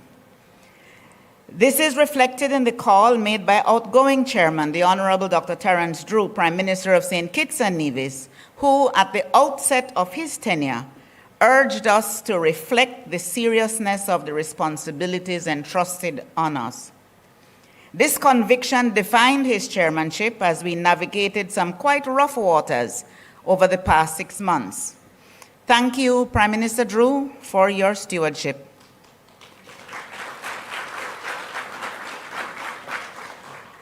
On behalf of the community, I thank our hosts, the government and people of St. Lucia, led by the Honorable Philip J. Pierre, Prime Minister, for opening their doors and their hearts to CARICOM delegations for this 51st regular meeting. Prime Minister Pierre has articulated his expectations for this meeting and his priorities for his chairmanship. Prime Minister Pierre, we look forward with confidence to your leadership over the next 6 months. Distinguished ladies and gentlemen, 53 years ago, a global fuel crisis, the Cold War, and limited markets for regional economies seeking to emerge from colonial dependence demanded that collective action be employed towards the greater good. Then, as now, external factors and influences put at risk the vision of regional integration. However, the expected benefits to our economies and wider societies at that time, as now, far outweigh the risks. As we gather here in St. Lucia for the 51st regular meeting of the conference, heads will focus on critical issues and decisions that must be taken to strengthen our regional integration process. This will be set against the backdrop of things we have achieved and the challenges of the past several years in order to guide the way ahead. We have strengthened the operations of the CARICOM single market and economy through improved implementation of the revised rules of origin, expansion of categories of skilled workers under the movement of skilled regime, and the commencement in October 2025 of full free movement among 4 member states as agreed a year ago using the Protocol on Enhanced Cooperation of 2022. But while we can acknowledge positively the work we do together as a region, the challenges we face call us to redouble our efforts. We have to do what is necessary to implement key outstanding aspects of the CSME, such as capital market institutions, payments and settlement systems, and expanding movement of persons. This requires greater focus and action, not only at the regional level in the ministerial councils of the community, but also at the national level to ensure necessary consultations, parliamentary approvals, and any other actions necessary to ensure national implementation of regional decisions. Distinguished ladies and gentlemen, I am pleased to acknowledge the continued increase in agricultural production under our 25 by 2025 strategy, which is now extended to 2030. This strategy, which has the objective of reducing food imports and strengthening food security, has seen increased investment in and technical support to agriculture across the community. It has focused attention on including young people to ensure the development of the next generation of farmers and facilitating the application of new technologies to the operation of agricultural enterprises. Advances such as these will be showcased at the annual Caribbean Week of Agriculture, to be staged in Jamaica later this year. In the area of climate change and sustainable development, We have helped to guide the implementation by member states of critical international treaties on biodiversity and areas beyond national jurisdiction. We also work closely with our regional institutions to prepare for ongoing climate negotiations, even as we face the reality of the impact of climate change, that is, shifting weather patterns, more hurricanes and floods, etc., which are increasing the need to finance disaster relief and reconstruction at a much faster rate than financing is becoming available. When we see agriculture production being decimated by hurricanes in successive years, as happened in Jamaica with Beryl in 2024 and Melissa in 2025, the climate challenges we face are even more stark. In the area of community development, we continue to work with Haiti to address the long ongoing challenges of governance and security. The CARICOM Eminent Persons Group continues to work with stakeholders to facilitate dialogue and participation of political and civil society representatives of the people of Haiti, with a view to promoting broad consensus on the pathways and mechanisms to achieving peace and security, and holding credible elections as agreed. CARICOM supports the implementation process of the UN Security Council resolution, which established the Gang Suppression Force, and two of our member states, the Bahamas and Jamaica, have been closely involved with the Friends of Haiti. Over the past 2 years, we have organized a relatively large number of CARICOM electoral observer missions. We've had a lot of elections in the last 2 years. The most recent being the two in Antigua and Barbuda and the Bahamas this year. We are also engaged in activities to strengthen our elections observation missions through training and capacity building, including of observers who are from elections bodies in member states. We also continue to expand our associate membership. In addition to Curaçao 2 years ago, we are welcoming 2 new associate members at this meeting. Martinique, who is already around the table, and French Guyana, who we expect to be able to see their agreement signed in the next day or two.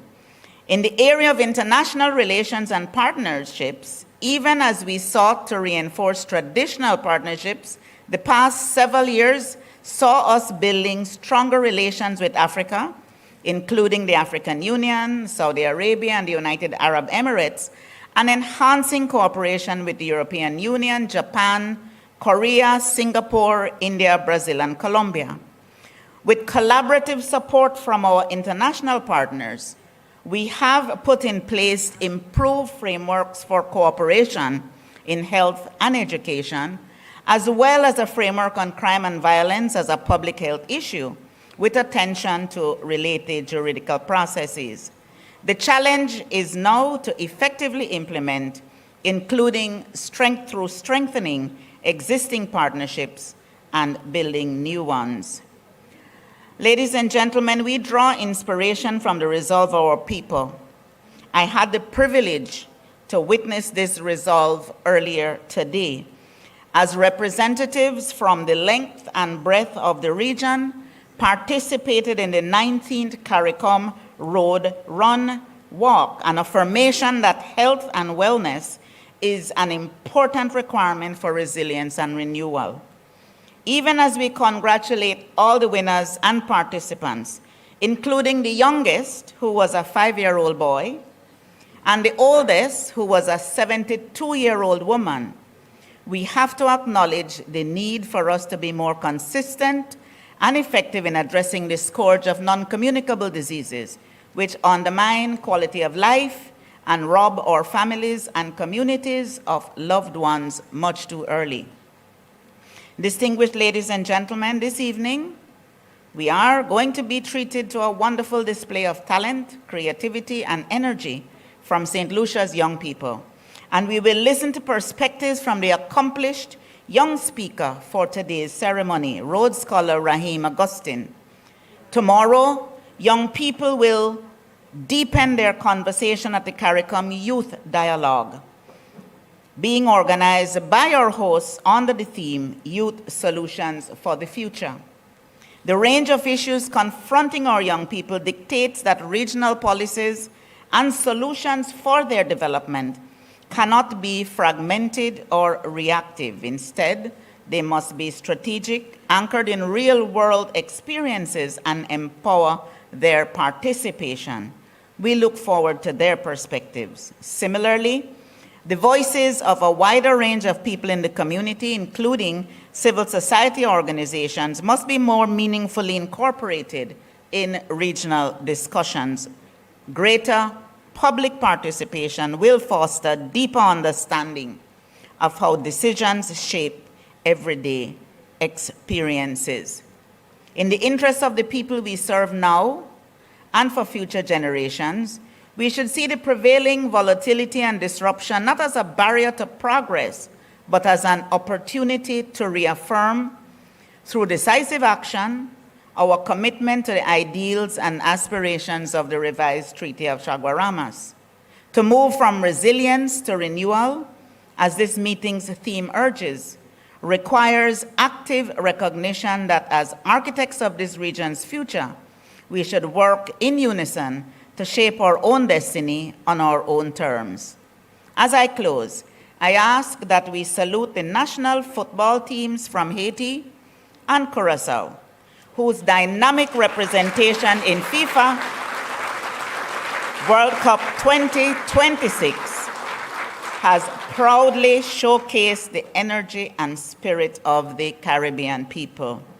Excellencies, distinguished ladies and gentlemen, we draw strength and inspiration from the achievements of those who came before us. I am convinced that the strength and determination of CARICOM, working towards regional goals in support of national interests, will continue to deliver more together.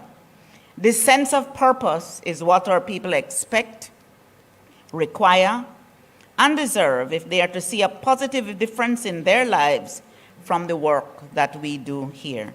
Thank you very much, ladies and gentlemen.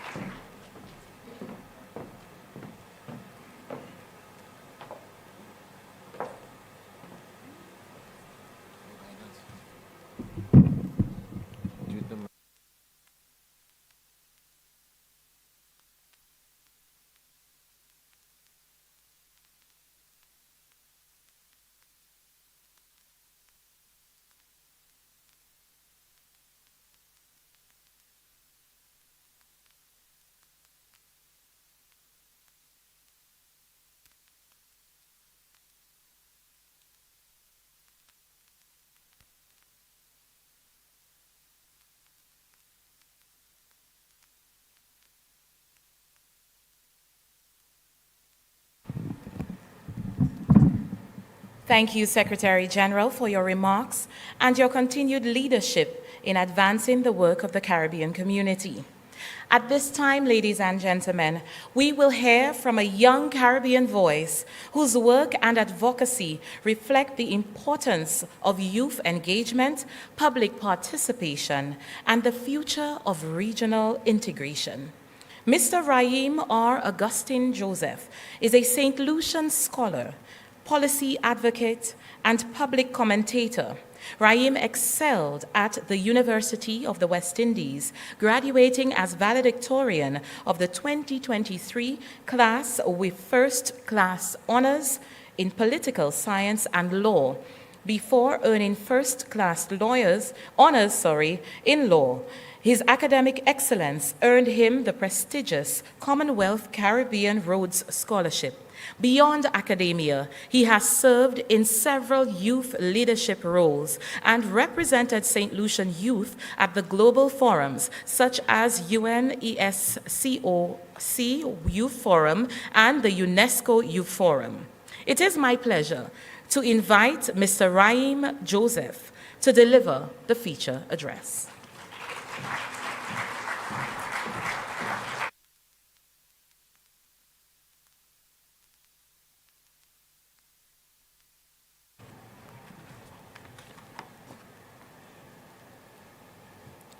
In this divided world that don't see islands no more, we are not doomed forever to be at somebody's mercy, because these little keys from Nassau to Georgetown have already opened up mighty doors.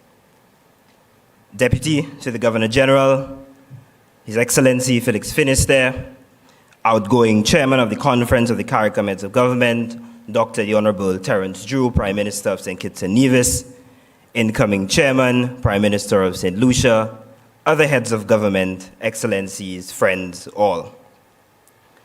I've started here not because my now hopeless dream of becoming a West Indies cricketer caused me to fully think that I had to remember the anthem, but because David Rudder was relevant then as he is now. And sometimes I think we forget that these little keys from Nassau to Georgetown have already opened up mighty doors. We have done well, especially considering who brought us here, and they believe that our ambition would be limited to being hewers of wood and drawers of water, where the brothel and the rum shop was the only mode of socialization, and where prisons and not schools were built.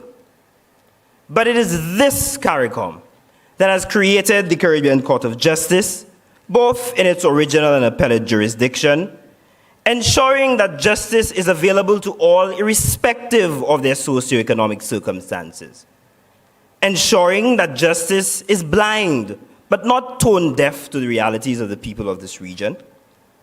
Our justice is therefore no longer coming, in some instances, from London, but from Port of Spain, Trinidad and Tobago.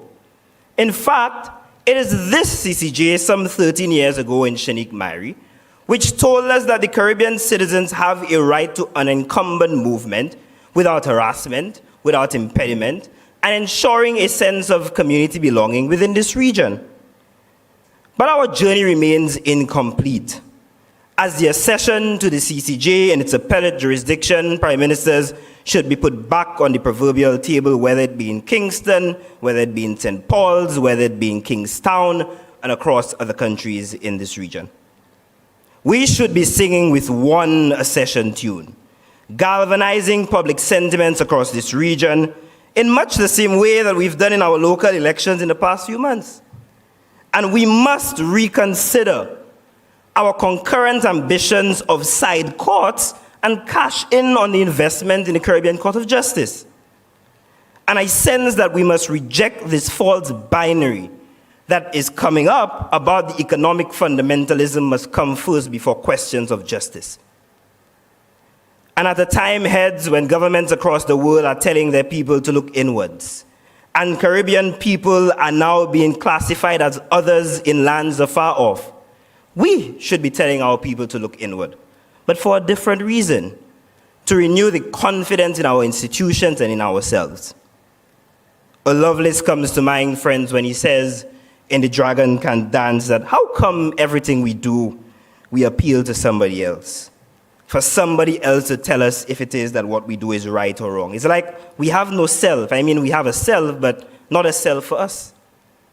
The CCJ must therefore be the final court of appeal within this Caribbean jurisdiction.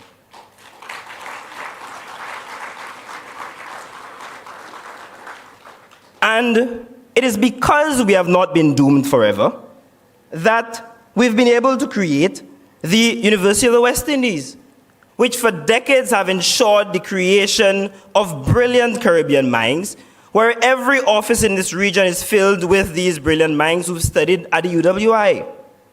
And we've done well in this changing world to ensure that the world appreciates and makes meaningful progress on reducing greenhouse gas emissions, ensuring the reorganizing of the global financial architecture, reducing blacklisting and other onerous compliance issues. But friends, I agree with the cautionary words by George Lamin when he said that the architecture of our future is not only unfinished, but the scaffolding has barely gone up. And I fear that in this moment, notwithstanding all of our successes, we remain stuck in our crease. We remain trapped by nostalgia of runs scored in the past when really what we should be doing is dancing down the wicket, finding gaps and scoring runs.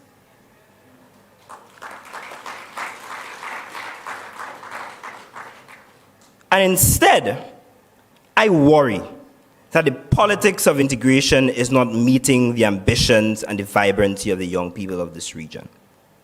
Heads, the tragedy is not that the people of this region do not have a regional conscience. The tragedy is that the institutions are moving slower than the conscience of these people. And the question is whether you, the leaders, are going to meet this moment.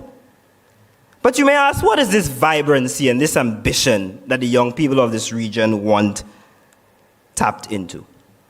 Heads, every day, the young people in this region may be struggling to find employment within their own countries, but unable to tap into a regional market and vacancies, whether it be because they're frustrated by the duplicitous process in the CSME, whether it is that they're hampered by transportation woes, whether it is that they're affected by the high taxes on the airlines, or they're aware for some advantage of just a minute few that their nationality will be weaponized against them to be able to believe that immigration will take away and make jobs obsolete. The truth is, it's much easier to hate someone else from whose dinner table you've not sat at. Or perhaps they're waiting with bated breath for the full freedom of movement that has been promised. And we know it. We know that without movement of people, there is no integration. And that our movement within this region will be relegated to a technocratic plaything, esoteric concepts, without meaningful moments of integration in the lives of ordinary people. And it's commendable that we do have a coalition of the willing, whether it be for Barbados and Belize, St. Vincent and the Grenadines, who at times have modeled after the OECS, but it does not mean that other countries must not join on board to ensure the full freedom of movement within this region.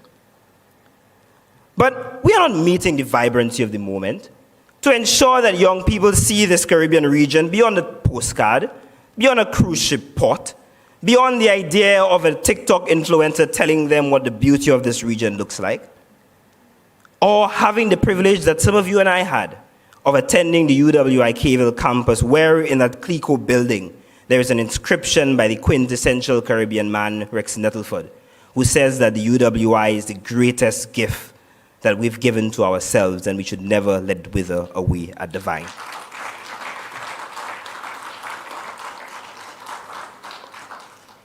But heads, of course, you may be wondering, does he appreciate how difficult it is to govern these little keys? The people of this region are not naive to the international arena. And we know that CARICOM is affected by global polycrisis. So whether it is the fleeting and feeble international order, which provided us at times with certainty and predictability, but we proverbially turn the other cheek as within its design and embedded within its design was always a shifting goalpost by those who invented that same system. Whether it be bananas, whether it be financial services, whether it be citizenship by investment, and the list goes on. But in this changing world, we see a biting bluntness. Whereas superpowers attempt to reassert colonial hierarchies with the lingos of first and only and other terminologies, and where the middle powers at times turn a blind eye and accommodate only in circumstances where their sovereignty are not hampered. And whether it be the anti-immigration policies sending our godfathers and grandparents back to this region, or wars in the East, or climate change where, believe you me, it is the only susu where you get more than you put in. But Professor Justin Robinson of the UWI said it better than I ever could. And he said that no one is coming to save us. And it means, therefore, we must believe in our capacity to save ourselves. And regional public servants, I'm not preaching declinism. I'm not preaching despair. In fact, I deeply associate myself with the Gramscian notion of the optimism of the will despite the pessimism of the intellect. And therefore, what it means is that CARICOM can no longer have the luxury of time. We do not have the moment. We do not have the privilege to ensure to be cynical, and nor do we have the resources to put our hands up in despair. And therefore, CARICOM is no longer optional. It is no longer idealistic. It is therefore existential. And if ever there was a time to integrate, it is now. But the good news, heads, is that if ever there was a place for renewal, it has to be St. Lucia.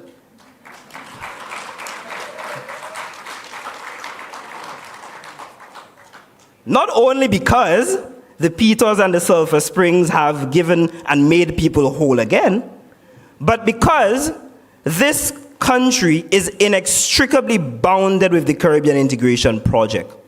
And whether it be Arthur Lewis, who is a child of integration, whether it be from labor in the West Indies to his fight for federation, to ensuring that leading regional institutions, or whether it be Sir Derek, who told us all the time that the Caribbean need not be a subject of somebody else's story. And at last, he wrote, islands are not being written about, but they are writing themselves. But he warned us in Star Apple Kingdom of the cutting up of the Caribbean on a fateful Tuesday. And so, Secretary General, Chairman, heads of government, as you deliberate over the next few days, I ask you to give serious consideration to some nagging issues within this region. One, we must overcome the implementation deficit disorder, which has caused a litany of community decisions to never be transformed within our local institutions. The Achilles heel of this integration movement is not a deficit of ideas. There is not a single issue within this region that this integration movement has not pronounced upon. The problem, however, is that the issue affecting this region is that we, one, have not been able to ask the difficult question of why implementation fails. Is it political will? Is it technical capacity? Is it a lack of political stakeholder buy-in? And therefore, I ask you to not overly promise the most ambitious plans after the next few days, but focus on a few transformational low-hanging fruits that for decades have hamburged this institution. Secondly, we must realize the full freedom of movement within this region. To do that, we must fix the regional transport system. We must remove the duplicity of the processes and the qualifications in our skills certificates. We must ensure uniformity and harmony. We must bring new qualification schemes in line with our changing education, vocational training. We must look at the Charter of Civil Society properly and assess its justiciability. And we must create a new incentives regime for the returning Caribbean nationals to be able to integrate fully within this region. I suggest to you today to challenge the assumptions of your citizens, quell their legitimate fears, and win against the debate against the mischievous individuals who believe that freedom of movement, even when the evidence does not say so, will cause a floodgate of people, criminality, a watering down of culture, and a door for the faceless undesirables in this region. People move where gaps exist. They contribute to the economy, and believe you me, and you know it, Prime Ministers, in the aging populations within your country, now more than ever, you need the skills of the young people across this region.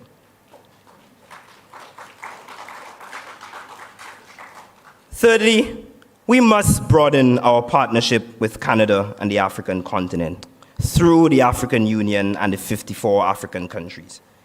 And for generations, you know it, Canada has been a great neighbor to the Caribbean. It has been a partner in development, a destination for our people.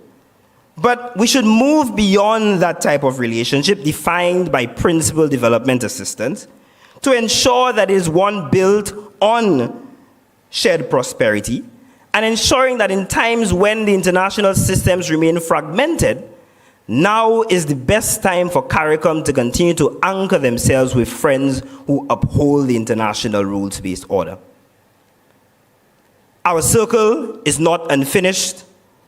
with, or not finished rather, with the African continent.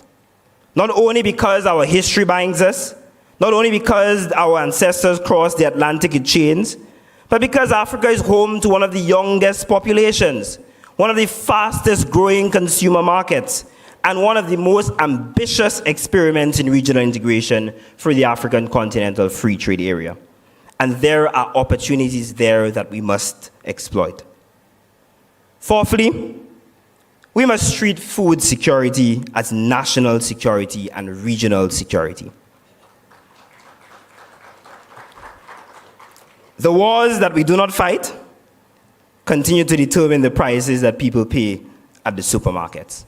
And it reminds us all the time that when these elephants fight, it is these beautiful grass in the Caribbean that suffer.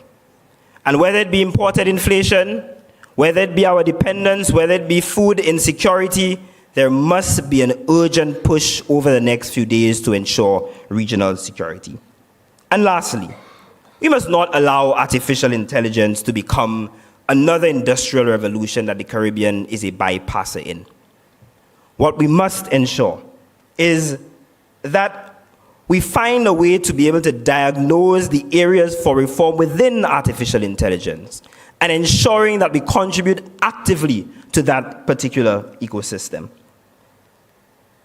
Excellencies, friends, this list is not exhaustive by any means. I have not spoken about Haiti. I have not spoken about Venezuela, of which we must continue to pray for during this difficult time.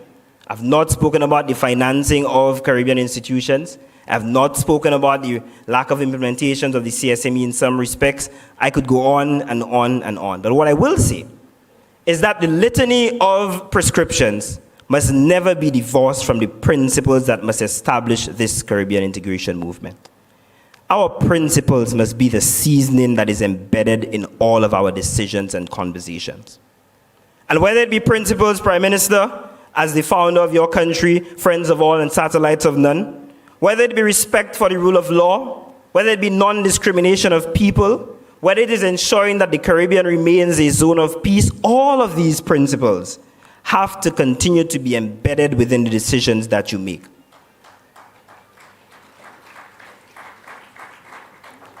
And let us be honest with ourselves, that we've not always, especially in recent times, observed these principles. We have traded a quiet call to one another for public quarrels. We have traded the revered maturity of regional politics for a mimicry of 280 characters on social media. And what is worse is that the young children and the young people of this region are watching, and they're confused as to whether they're watching Love Island USA or they're watching the regional integration. We must ensure that we only focus and argue about ideas that bring us forward, as opposed to agonizing about every single thing which is wrong with this integration movement. And the truth is, St. Lucia is the place where you can recommit to these principles. Let anything that has happened over the past few months and years be only a genuine lapse in judgment.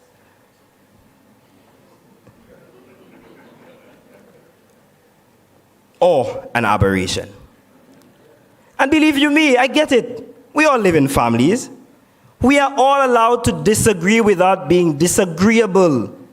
What is not, however, within the spirit of this family is waking up tomorrow morning, cursing your sisters and brother in the far lands with your neighbors and your friends, not dealing with the differences of this movement within house, and attempting to break the toys or our institutions that our godfathers and parents have left for us, as opposed to trying to remodel it in times of malfunction. For what family, friends, in a moment of the slightest disagreement, runs to the courthouse to deny their blood relationship? And I must tell you that the family member that this region wants to remember is not the auntie that comes to the reunion and brings up her family gossip from 20 years ago, but the one who is focused on building the future of that family.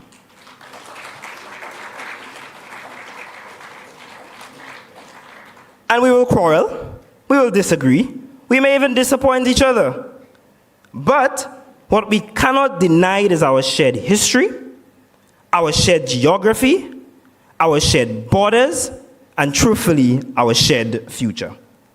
And there will be perceived winners, there will be perceived losers. Everyone will believe that they have the better answer. This is the Caribbean.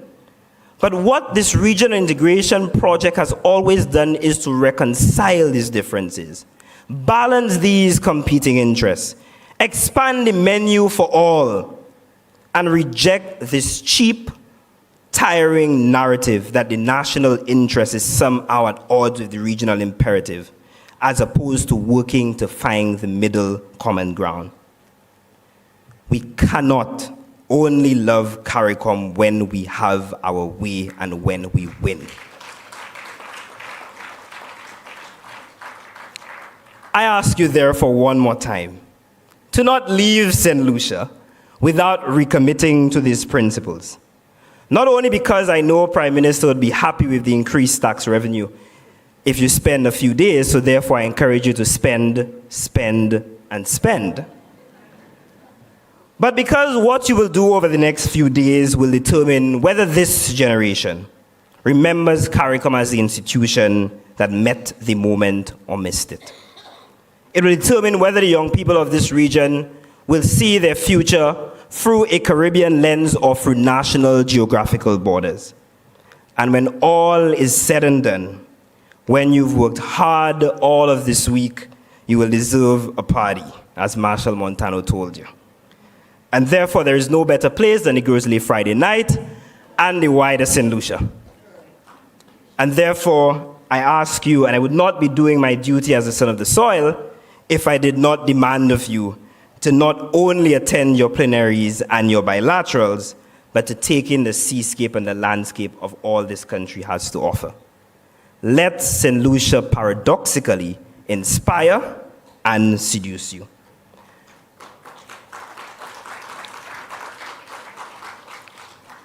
And always remember David Rudder's timely reminder that they're making laws and restrictions to spoil our beauty. But in the end, we will and we must prevail. This thing truly goes beyond the boundary, and it's up to you and me to make sure that they fail. And soon we must take a side or be lost in the rubble in this divided world that don't see islands no more. And CARICOM will determine whether it is that we will be doomed forever to be at somebody else's mercy, or whether these little keys from Nassau to Georgetown can continue to open up mighty doors. I wish you a productive conference. Thank you.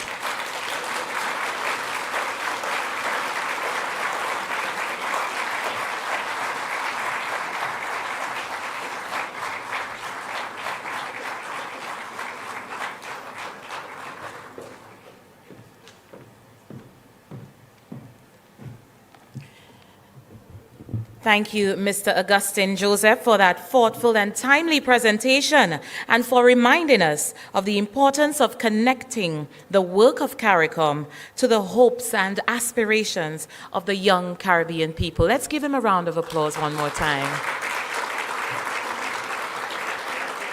At this point, ladies and gentlemen, we recognize and welcome the Honorable Kamla Persad-Bissessar, Prime Minister of the Republic of Trinidad and Tobago. We now invite the outgoing chairman of CARICOM, the Honorable Dr. Terence Drew, Prime Minister of St. Kitts and Nevis, to deliver remarks. Prime Minister Drew.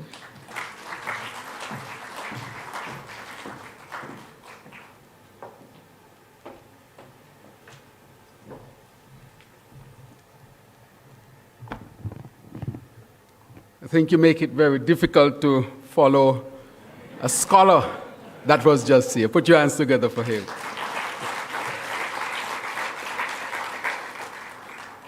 Honorable heads of government, Madam Secretary General, distinguished guests, ladies and gentlemen.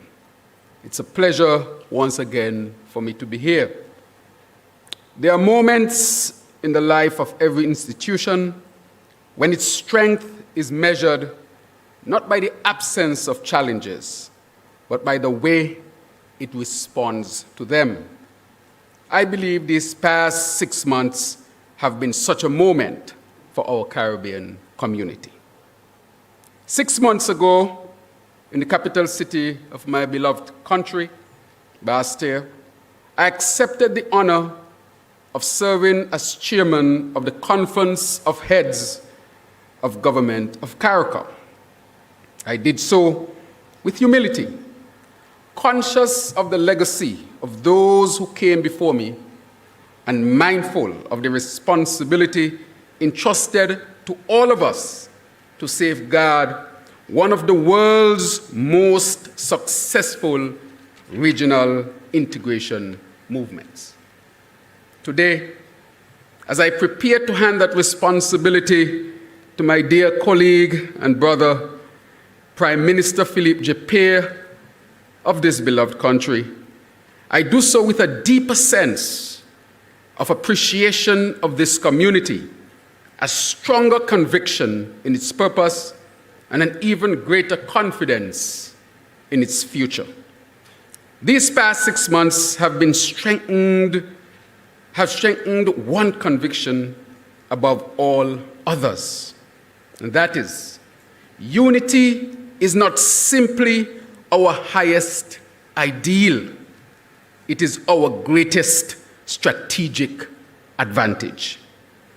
When I assumed chairmanship, there were genuine concerns about the future of our community. Matters that would normally have been discussed privately among heads of government were increasingly being debated publicly. Questions were being asked about our cohesion. Some wondered whether CARICOM had reached a defining moment from which it might struggle to recover. These concerns were real. I received calls from several distinguished Caribbean statesmen and women who have dedicated much of their lives to regional integration.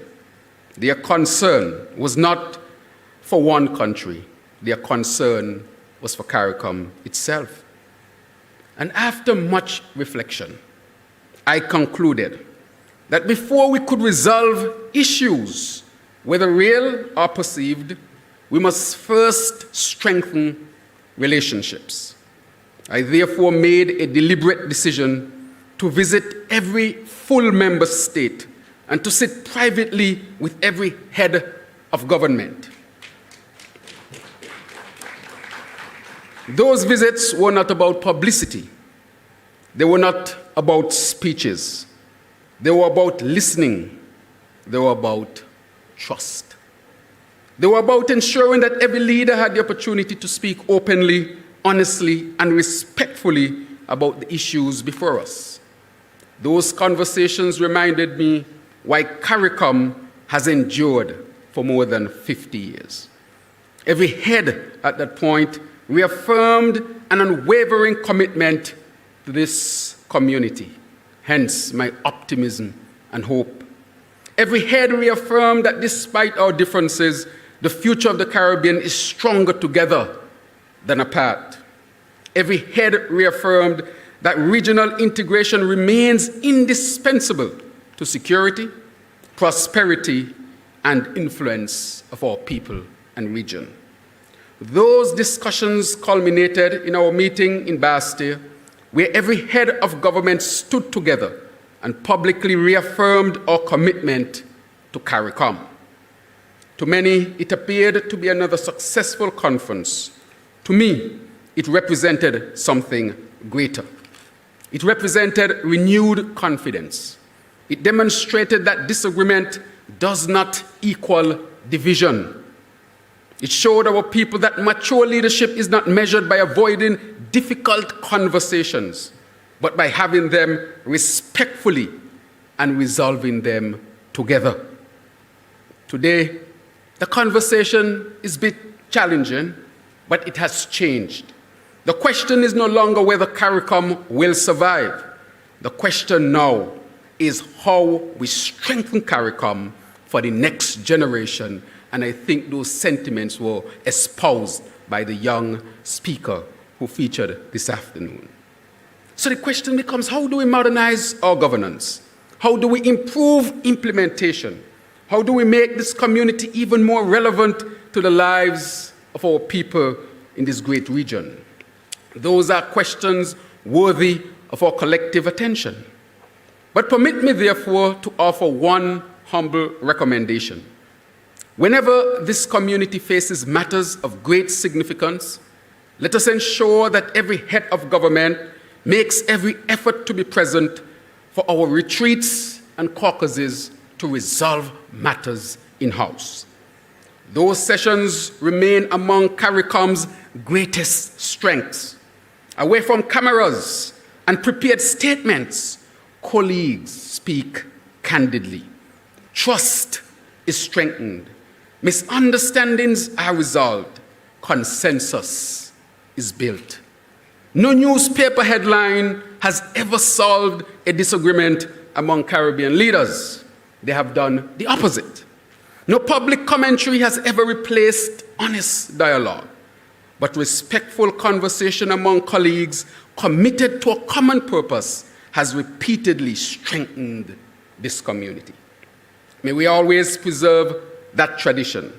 And so, my colleagues, the reaffirmation of our unity was never the destination. It was the foundation. Our people rightly expect more than declarations. They expect progress. They expect opportunity. They expect that a regional corporation will improve their daily lives. And I believe these past 6 months, to some extent, would have demonstrated that. We served during a period of considerable global uncertainty, and those uncertainties continue. International trade continues to be reshaped by geopolitical competition. Climate change remains an existential threat to many of our member states, if not all of us. Conflicts far beyond our shores continue to affect the price of food, fuel, and transportation throughout our region. Yet, throughout these challenges, CARICOM chose engagement over isolation. Together, we reaffirmed our commitment to a fair and rules-based international trading system and ensured that the interests of small developing states continued to be heard.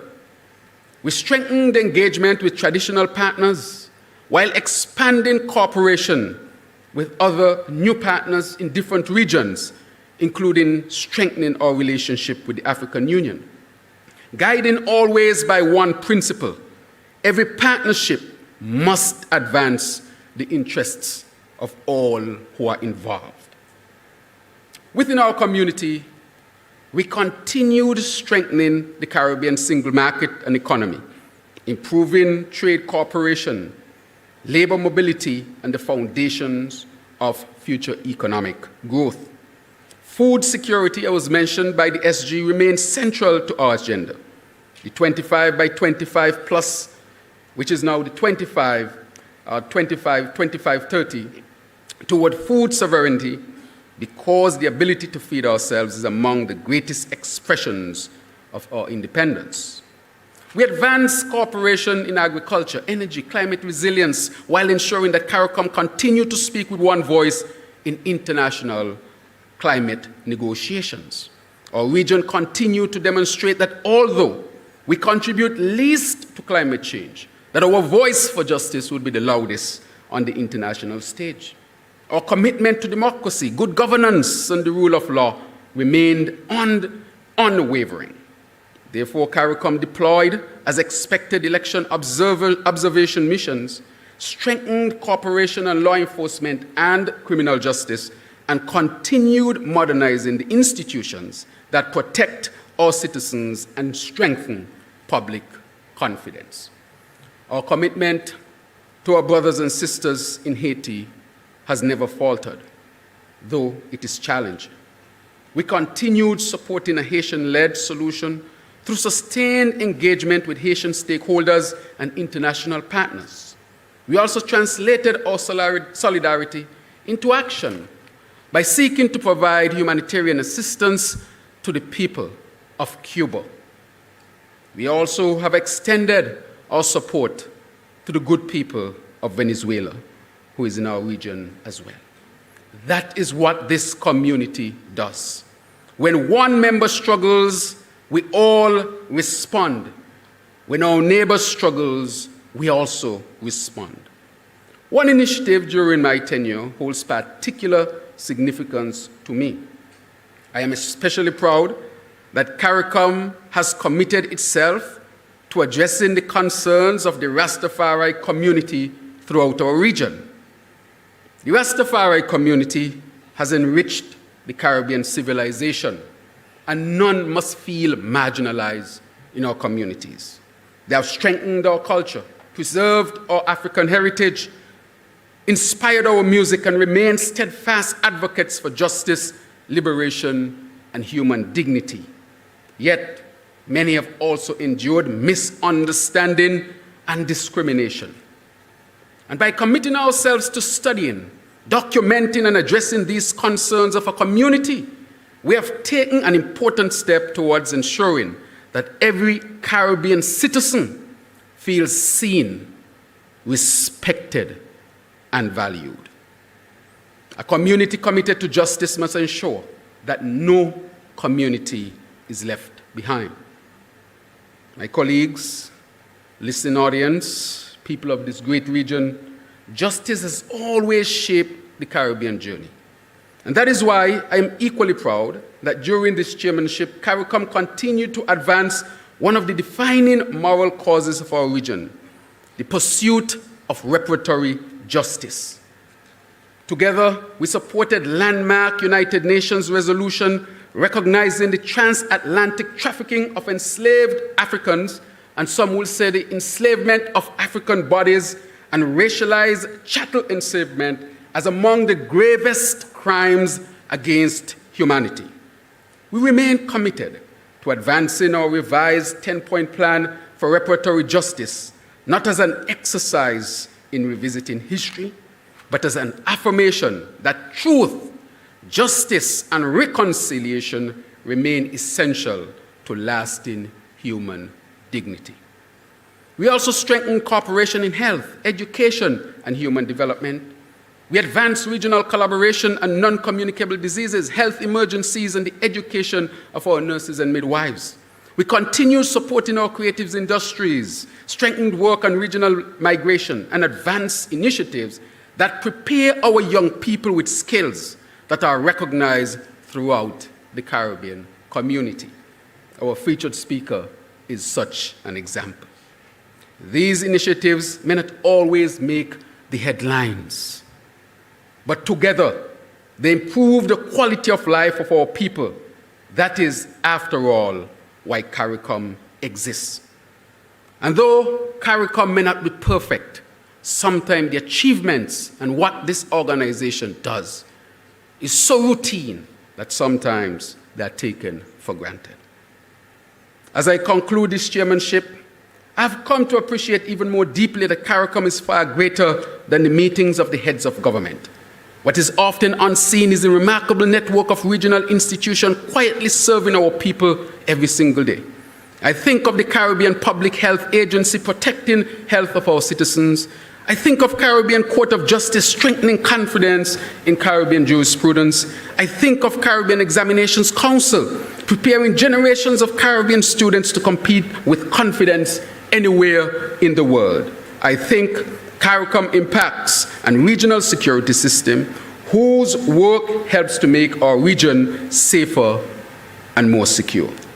These institutions are living proof that regional integration is not an abstract idea. It delivers real benefits to ordinary Caribbean people every single day. Very few of our member states, acting alone, could have established institutions of this quality and reach. But together, we have. This is the strength of CARICOM. Allow me, therefore, to offer another example.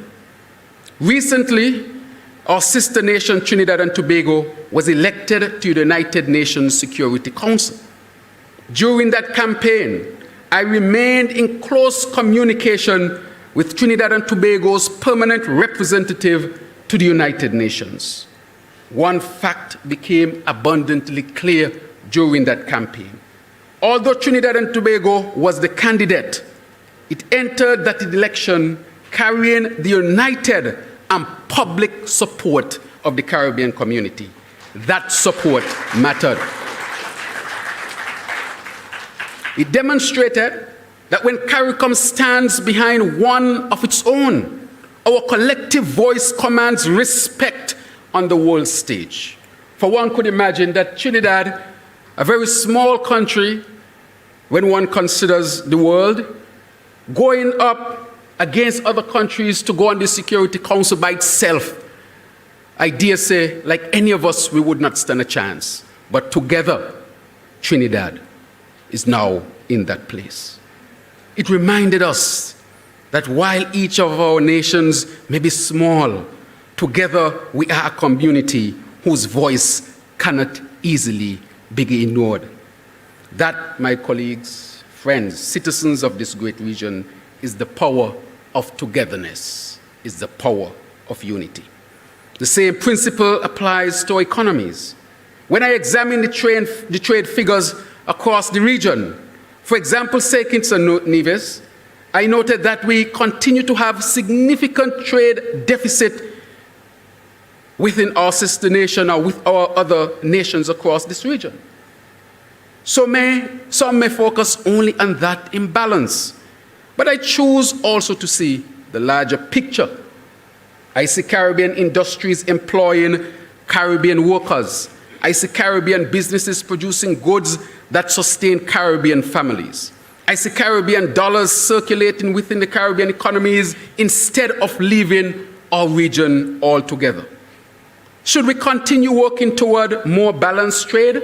Absolutely. Every member state should strengthen its productive capacity and expand its exports. But let us never lose sight of the bigger objective. If our economies continue to grow together, then the Caribbean grows stronger together. Sometimes we become so focused on the challenges immediately before us, and we should. However, we must never forget the extraordinary achievements we have built together over the past 5 decades. And so I encourage us to continue to work hard as a region. Let us work hard to ensure we do not dismantle something precious because of a disagreement, a disagreement that can be resolved through patience and dialogue. Perhaps a simple piece of Caribbean wisdom that says we are stronger together than apart should be our mantra. There will always be difficult issues before the community. There will always be spirited debates. There will always be differing perspective. That is natural. It must be expected, but it is also healthy. What must never become natural, however, is allowing those differences to weaken the institution that has served our people so well. Our responsibility is to protect this community, improve it where necessary, modernize it where appropriate, but never, ever lose sight of its immense value to our people. So before I conclude, I wish to express my sincere appreciation to our Secretary General, Dr. Carla Barnett and her team. Madam Secretary General, thank you for your professionalism, your integrity, and your steadfast commitment to this community. Throughout my tenure, whenever I called, you answered. Whenever support was required, you and your team responded with diligence, competence, and excellence. You have served and continue to serve CARICOM with distinction. You have understood the importance of preserving the impartiality of the Secretariat while faithfully implementing the decisions of heads of government. That balance has strengthened this community, and for this, I offer, on behalf of all of us, our sincerest gratitude.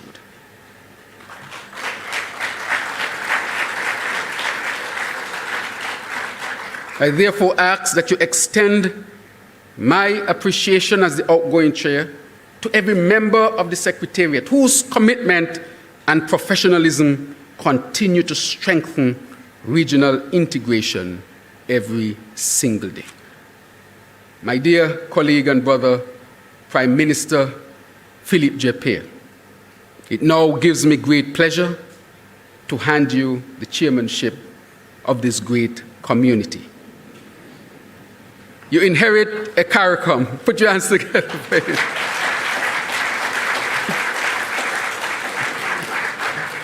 You inherit a CARICOM that has been tested but not weakened. A community that has confronted challenges with maturity. A community that has renewed confidence in itself, hence your theme. A community whose future is brighter because its leaders chose dialogue over division. That is the greatest hope. I have every confidence that under your leadership, our integration movement will continue to grow stronger, deeper, and more relevant to the lives of our Caribbean people. You have my full confidence and support, my friendship, and my unwavering commitment. And to my fellow heads of government, I want to say thank you. Thank you for your friendship, thank you for your wisdom, and thank you for your trust. Thank you for your willingness to place the interests of the Caribbean above our individual interests. Serving as chairman of CARICOM has been one of the greatest honors of my short public life thus far. I therefore leave this office, but continue to be a part of this great organization at its leadership level, believing more deeply than ever that our community is not only important, it is indispensable. It is indispensable to our security. It is indispensable to our economic prosperity. It is indispensable to our voice in international affairs. Most importantly, it is indispensable to the future of Caribbean people. 6 months ago, there were those who questioned whether CARICOM could endure. Today, that is no longer the question. The question before us is whether we have the courage to build an even stronger community for the generations that will follow us. I believe that we do. I am an optimist. I leave this chairmanship convinced of one enduring truth. Unity and togetherness is not simply our highest ideal. And again, I say, it is our greatest strategic advantage.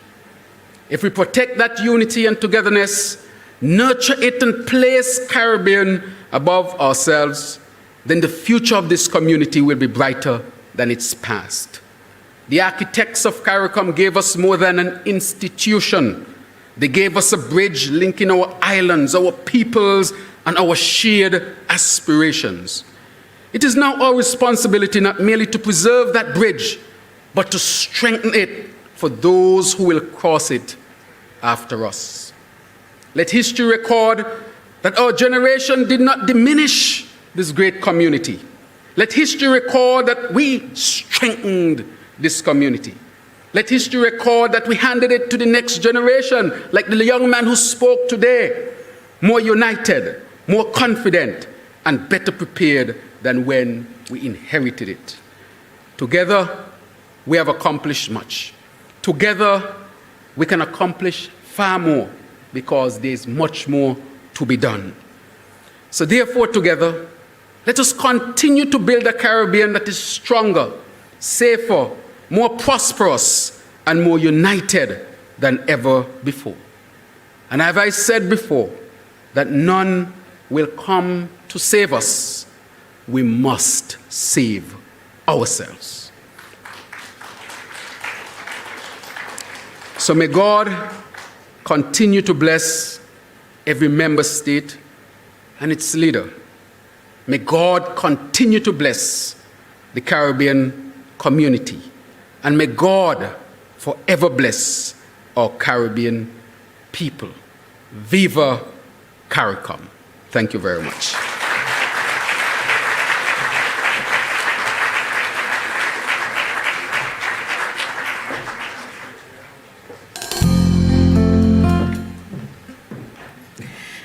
Thank you, Prime Minister Drew, your remarks and for your service and your leadership as chairman of the Caribbean community is deeply appreciated. Ladies and gentlemen, we now pause for a cultural presentation which reflects creativity, rhythm, and spirit of St. Lucia and the wider Caribbean. Please welcome our performers.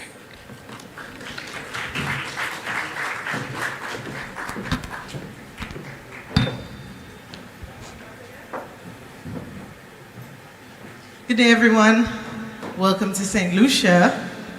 We're going to sing a song today called Ay Ay Ay Dudu, a Creole folk song from St. Lucia, which speaks about a love that someone may want more of, but can only get so much. So this one, Ay Ay Ay Dudu.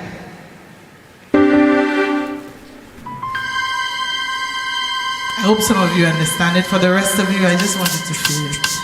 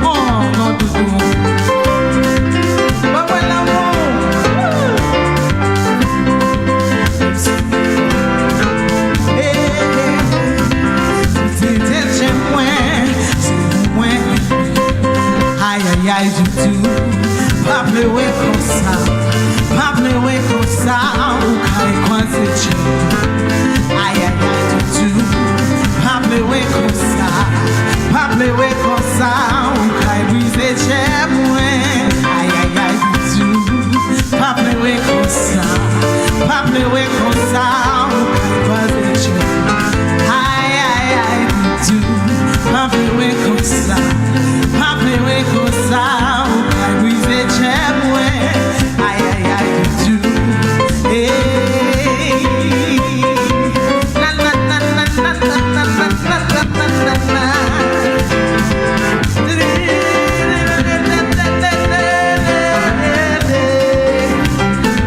Ay, ay, ay, paple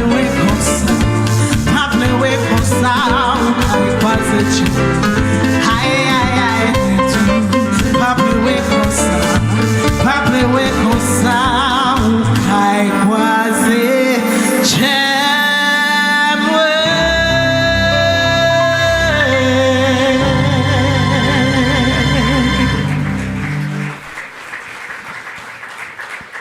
Thank you so much.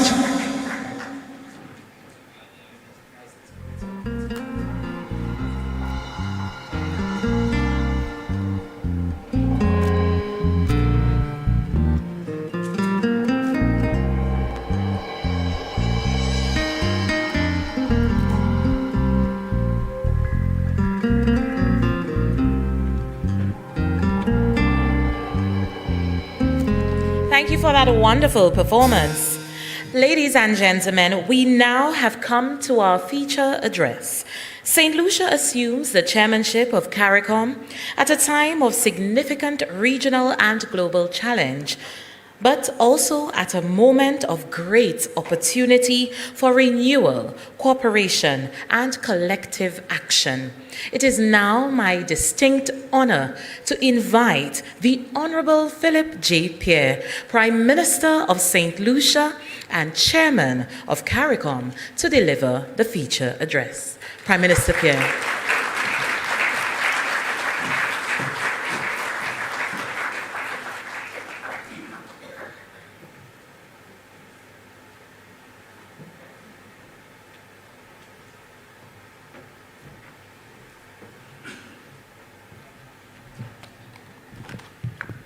Thank you very much, Jean.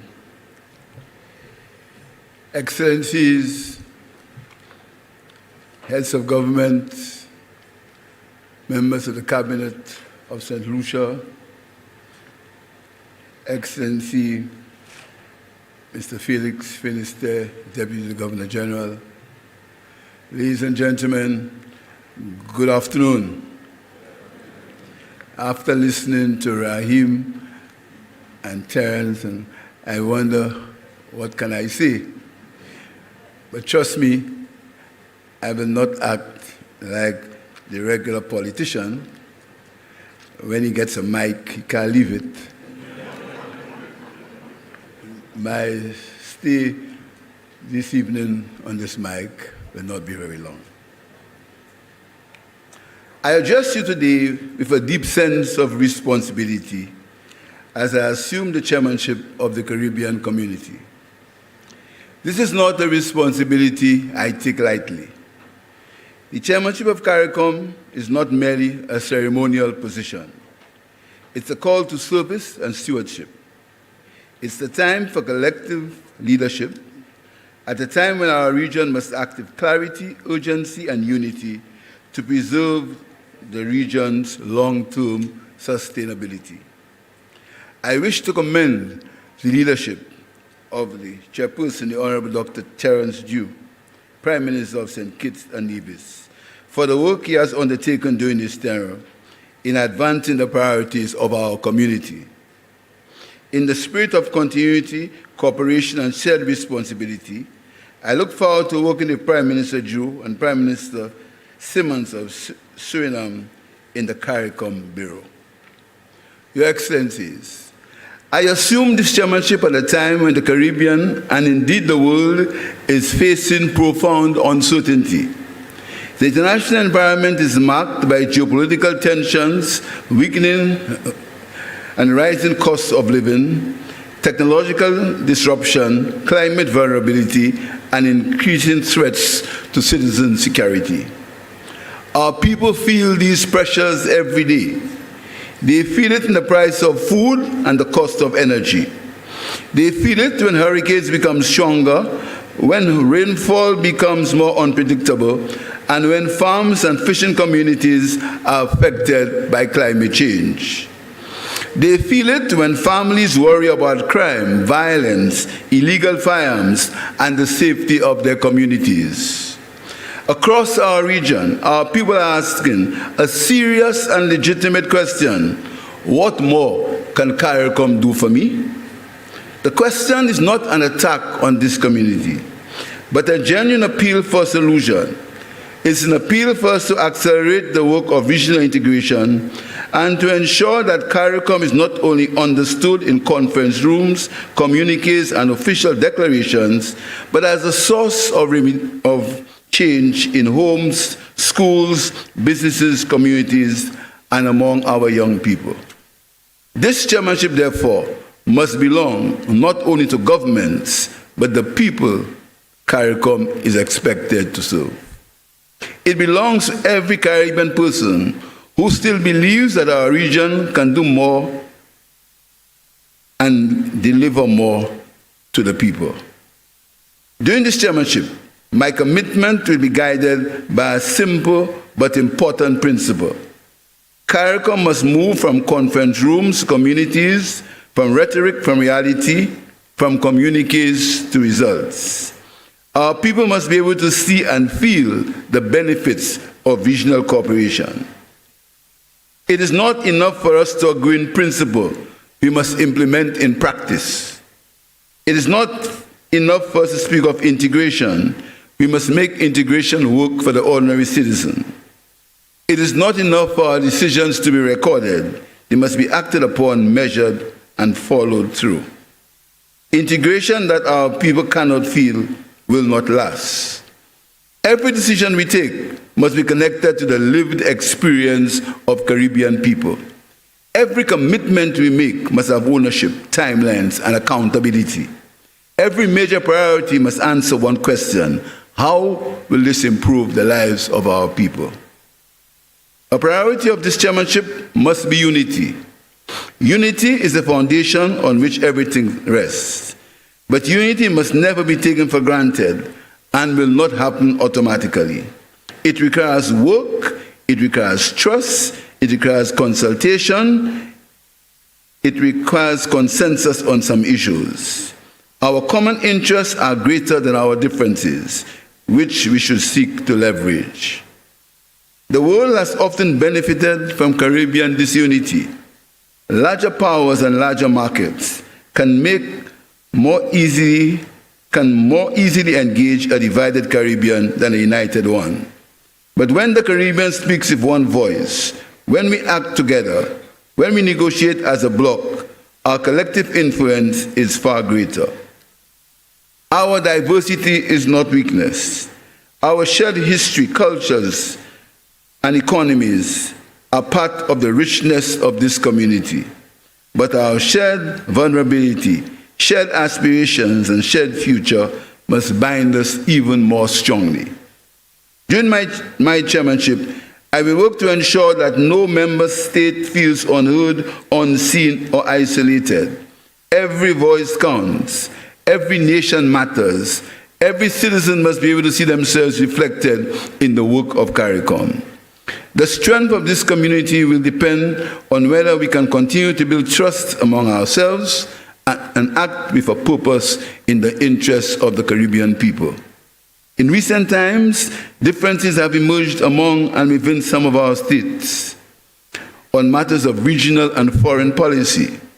This is not unusual in any democratic space, and it does not weaken us. If we remain anchored in principle, mutual respect, and constructive dialogue, what must guide us always is the interest of our people, our shared commitment to the rule of law, respect for constitutional order, and peaceful settlement of disputes, and the use of diplomacy as the foundation of our foreign engagement. One of the most urgent concerns facing our people today is the issue of crime and security.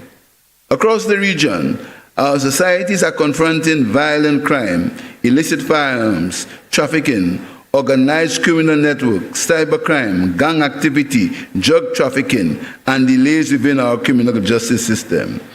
These are not isolated national problems. They are regional challenges with regional consequences. Crime affects families, it affects communities, it affects schools, it affects businesses, it affects investor confidence, it affects tourism. Thus, it affects economic viability and social stability. Most importantly, it affects the sense of peace and dignity that every Caribbean citizen deserves. No member state can address these challenges alone. The movement of illegal firearms across borders, the influence of organized networks, cyber-enabled criminal activity, and the pressures on law enforcement and justice systems require coordinated action. CARICOM member states have made certain commitments in the fight against criminality. Many of these need to be enforced or implemented. But we must also be clear, security is not only about enforcement, it's also about prevention. It's about giving young people alternatives to crime. It's about education, skills training, employment, sports, culture, mentorship, mental health support, and community development. It's about addressing the social and economic conditions that allow crime and violence to take root. A safer Caribbean must also be a more hopeful Caribbean. Let us promote inclusive dialogue towards a regional practical action plan for citizen security. Our people are asking for safety and hope. We must respond together. Excellencies, the Caribbean did not create the climate crisis, yet we continue to bear some of its harshest consequences. I will continue to support a strong, united CARICOM voice in international forum where climate justice is discussed. We must continue to advocate for fair access to climate finance, compensatory loss and damage support, debt relief linked to climate vulnerability, and international financial systems that recognize the realities of small islands and low-lying coastal developing states. We cannot accept a global system that praises our resilience while denying us the resources to survive.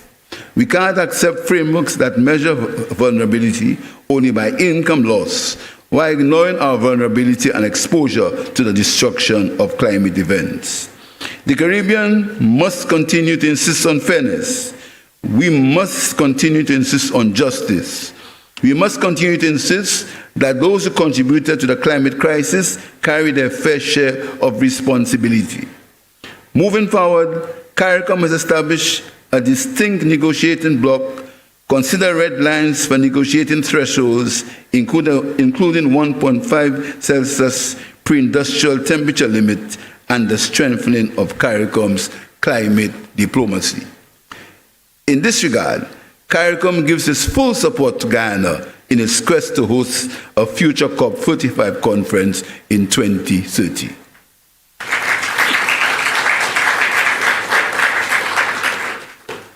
How can we expect to effectively respond when we never have the time and resources to truly recover? The vulnerabilities that existed before recent global crises have not disappeared. Many of our economies remain heavily dependent on imports, exposed to external shocks, constrained by small markets, and burdened by high debt and limited fiscal space.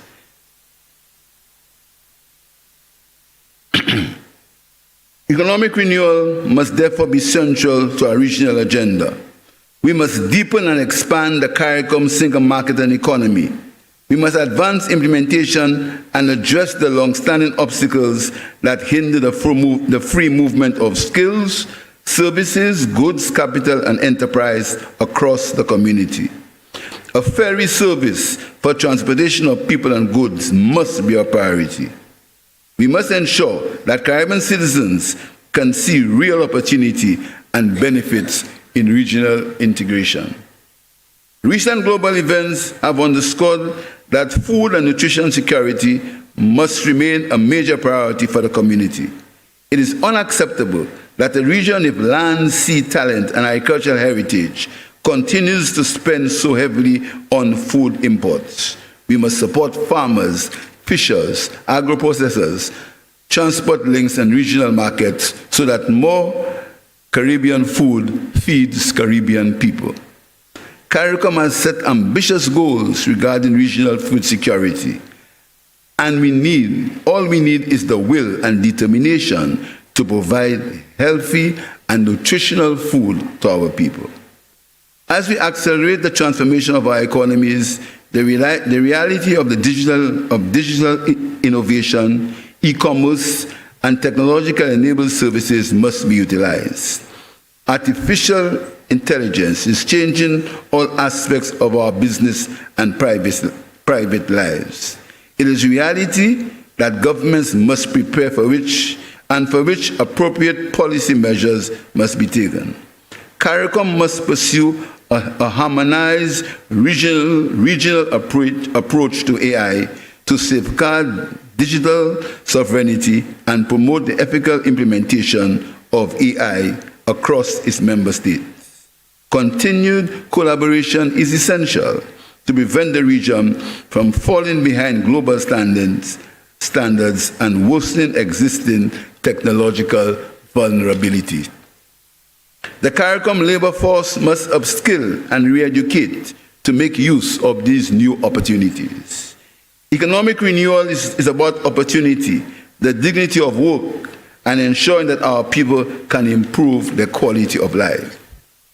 Renewal must include those who have too often been left at the margins: our youth, our women, persons living with disabilities, indigenous peoples, vulnerable communities, Rastafarians, and those historically excluded from opportunity must be placed at the center of the regional agenda.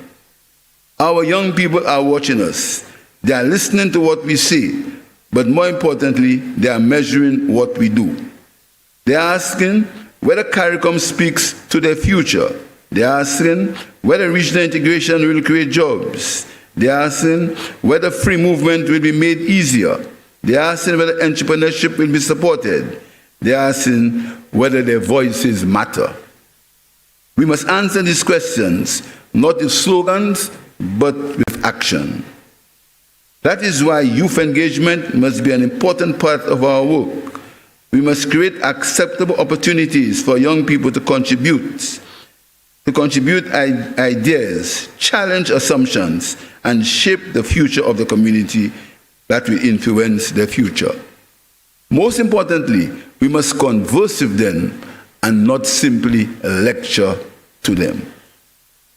If CARICOM is to deliver results, then our regional institutions must be funded, strengthened, supported, and made more visible to our citizens.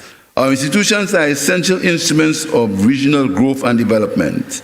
They support public health, education, disaster response, climate resilience, agriculture, fisheries, security cooperation, standards research, and economic development. When I say institutions, I mean CDMO, CAFA, CXC, CDB, UE, among others. These are some of our CARICOM institutions. Through these institutions, small states are able to pool expertise, share resources, respond to crises, build capacity, and pursue common goals more effectively than any one country could do alone. But our people must better understand the value of these institutions. They must see that CARICOM is not only meetings of heads of governments, it is also practical work being done across the region to protect health, prepare for disasters, support education, respond to security threats, improve standards, and build resilience. During this chairmanship, we must continue to connect the work of CARICOM institutions to the everyday lives of Caribbean citizens. My brothers and my sisters, Each of us know the burdens of leading small nations in a large and often unforgiving world. Each of us understands the difficult balance between national demands and regional responsibilities. Each of us know the pressure of the immediate and the urgent. Each of us know how easy it can be to focus on national rather than the regional, the political rather than the generational. But this moment calls us to be greater than the limits of the present. It calls us to think beyond election cycles. It calls us to think beyond national borders. It calls us to think beyond the pressures of today and towards the Caribbean we must live for tomorrow. We owe that to the founders of this community. We owe it to the generations who struggled for independence, dignity, and self-determination. We owe it to those who believe that small states acting together could become a powerful force for development, justice, and progress. And above all, we owe it to the people of the Caribbean. History may forgive us for disagreements. It may even forgive us for delay, but it will never forgive us for failing to create a stronger, safer, fairer, and more united Caribbean community.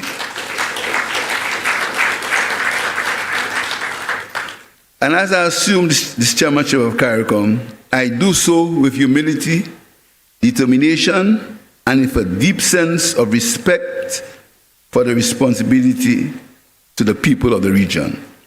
I'm prepared to serve and listen to my colleagues while working with them in advancing the common good of the CARICOM people.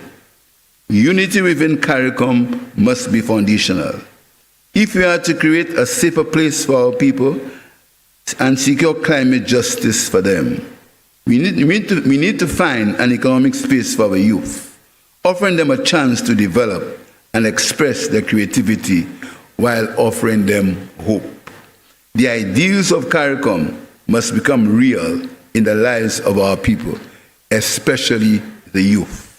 The future of CARICOM lies with them, and so they must be empowered to take CARICOM to the next level.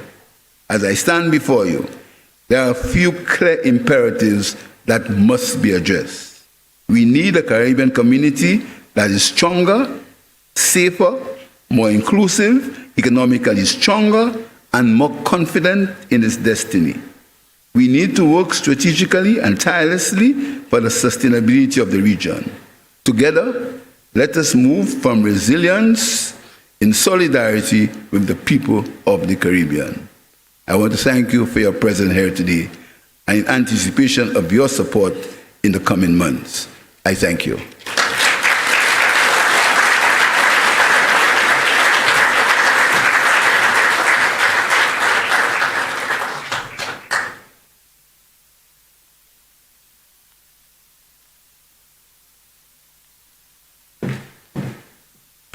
Thank you, Honorable Prime Minister, for that address and for outlining the vision of unity, renewal, and service to the people of the Caribbean community. Ladies and gentlemen, we now move to the finale of this opening ceremony. Please welcome our performance.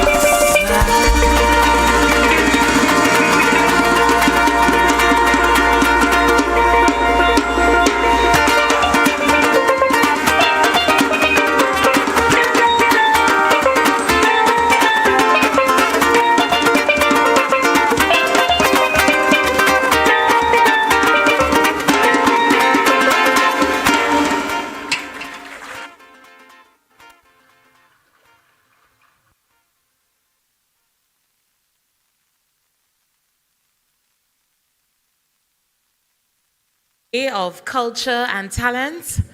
And I'm sure With this performance, you would have seen the similarities between St. Lucia and your own countries. It is in our uniqueness, and we're also very similar through our uniqueness. So once again, thank you to the performances. And as we move on, I would like to, in delivering the closing remarks, I'd like to invite Ms. Janelle Modest-Stephen, Permanent Secretary in the Ministry of External Affairs, International Trade, Civil Aviation, and Diaspora Affairs. Ms. Stephen.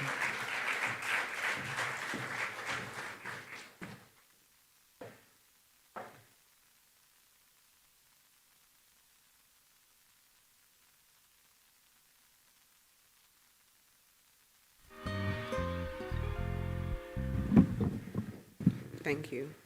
Please permit me to adopt the protocol which has already been established. Ladies and gentlemen, as we bring this ceremony to a close, it is my distinct privilege to express our heartfelt appreciation to all who have made this evening a fitting opening to the 51st regular meeting of the Conference of Heads of Government of CARICOM. We thank the leaders of our faith communities for their blessings and words of inspiration. We extend sincere appreciation to His Excellency, Deputy to the Governor General, to our heads of government and their delegations, and to all our guests who have traveled from across our Caribbean community to be with us here in St. Lucia. We are grateful to Dr. Carla Barnett for her leadership of the community and for her continued stewardship of the CARICOM Secretariat. We also thank the CARICOM Secretariat team for their unwavering support night and day over the past few weeks. We express thanks to the Honorable Dr. Terence Drew for his service during his chairmanship, and we wish Prime Minister Philip J. Pierre every success as he assumes leadership of our community at a time of both challenge and opportunity. A special thank you to our Youth and Cadet Corps for the added distinction to this ceremony. To all our visitors, we thank you for joining us on our beautiful island. May you enjoy St. Lucia's hospitality, warmth, and friendship during your stay. I also wish to recognize the many individuals whose dedication made this evening possible: our organizing committees, protocol officers, security personnel, technical teams, performers, volunteers, media professionals, and other public officers. Your commitment and professionalism have laid the foundation for a successful conference. As we begin the important work ahead, may this conference demonstrate that renewal is achieved not by any one nation alone, but through unity, collaboration, and a shared commitment to the advancement of our community. In this changing world, may CARICOM continue to prove that our greatest strength lies in standing together. On behalf of the government and people of St. Lucia, I once again thank all our distinguished guests for joining us, and I wish our heads of government the very best in their deliberations as they chart the course for the future of this community. May God bless St. Lucia, and may God continue to bless CARICOM. Thank you.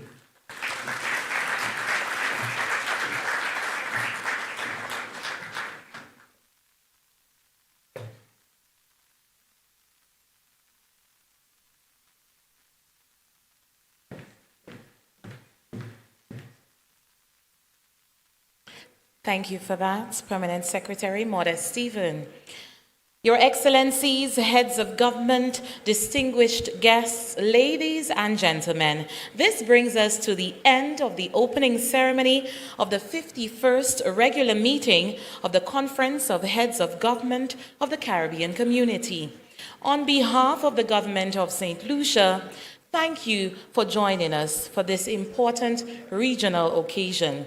Let us continue to prioritize the people of the Caribbean. Et puis, à de Koyol, nous voulons remercier tout le monde qui vient, qui voyage, vient cette ici. Et puis, nous voulons dire tout le monde, on nous continue à mettre pep ces Caraïbes là devant. Let us continue putting the people of the Caribbean forward. We wish all delegations productive deliberations and a successful meeting. Ladies and gentlemen, please stand at attention for the departure of Mr. Felix Finisterre, Deputy to the Governor General of St. Lucia.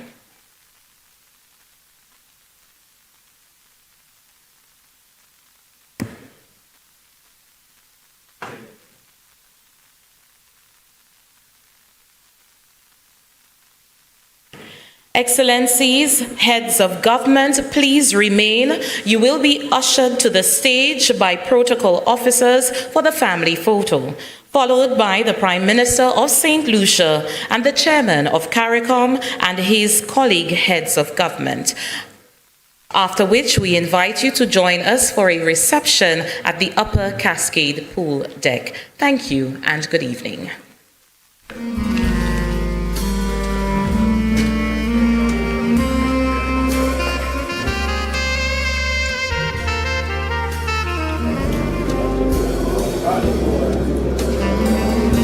Well, it has been a very inspiring 2.5 hour ceremony, opening ceremony of the 51st CARICOM Heads of Government meeting here at the William Jefferson Clinton Ballroom in Sandals Grand, St. Lucia.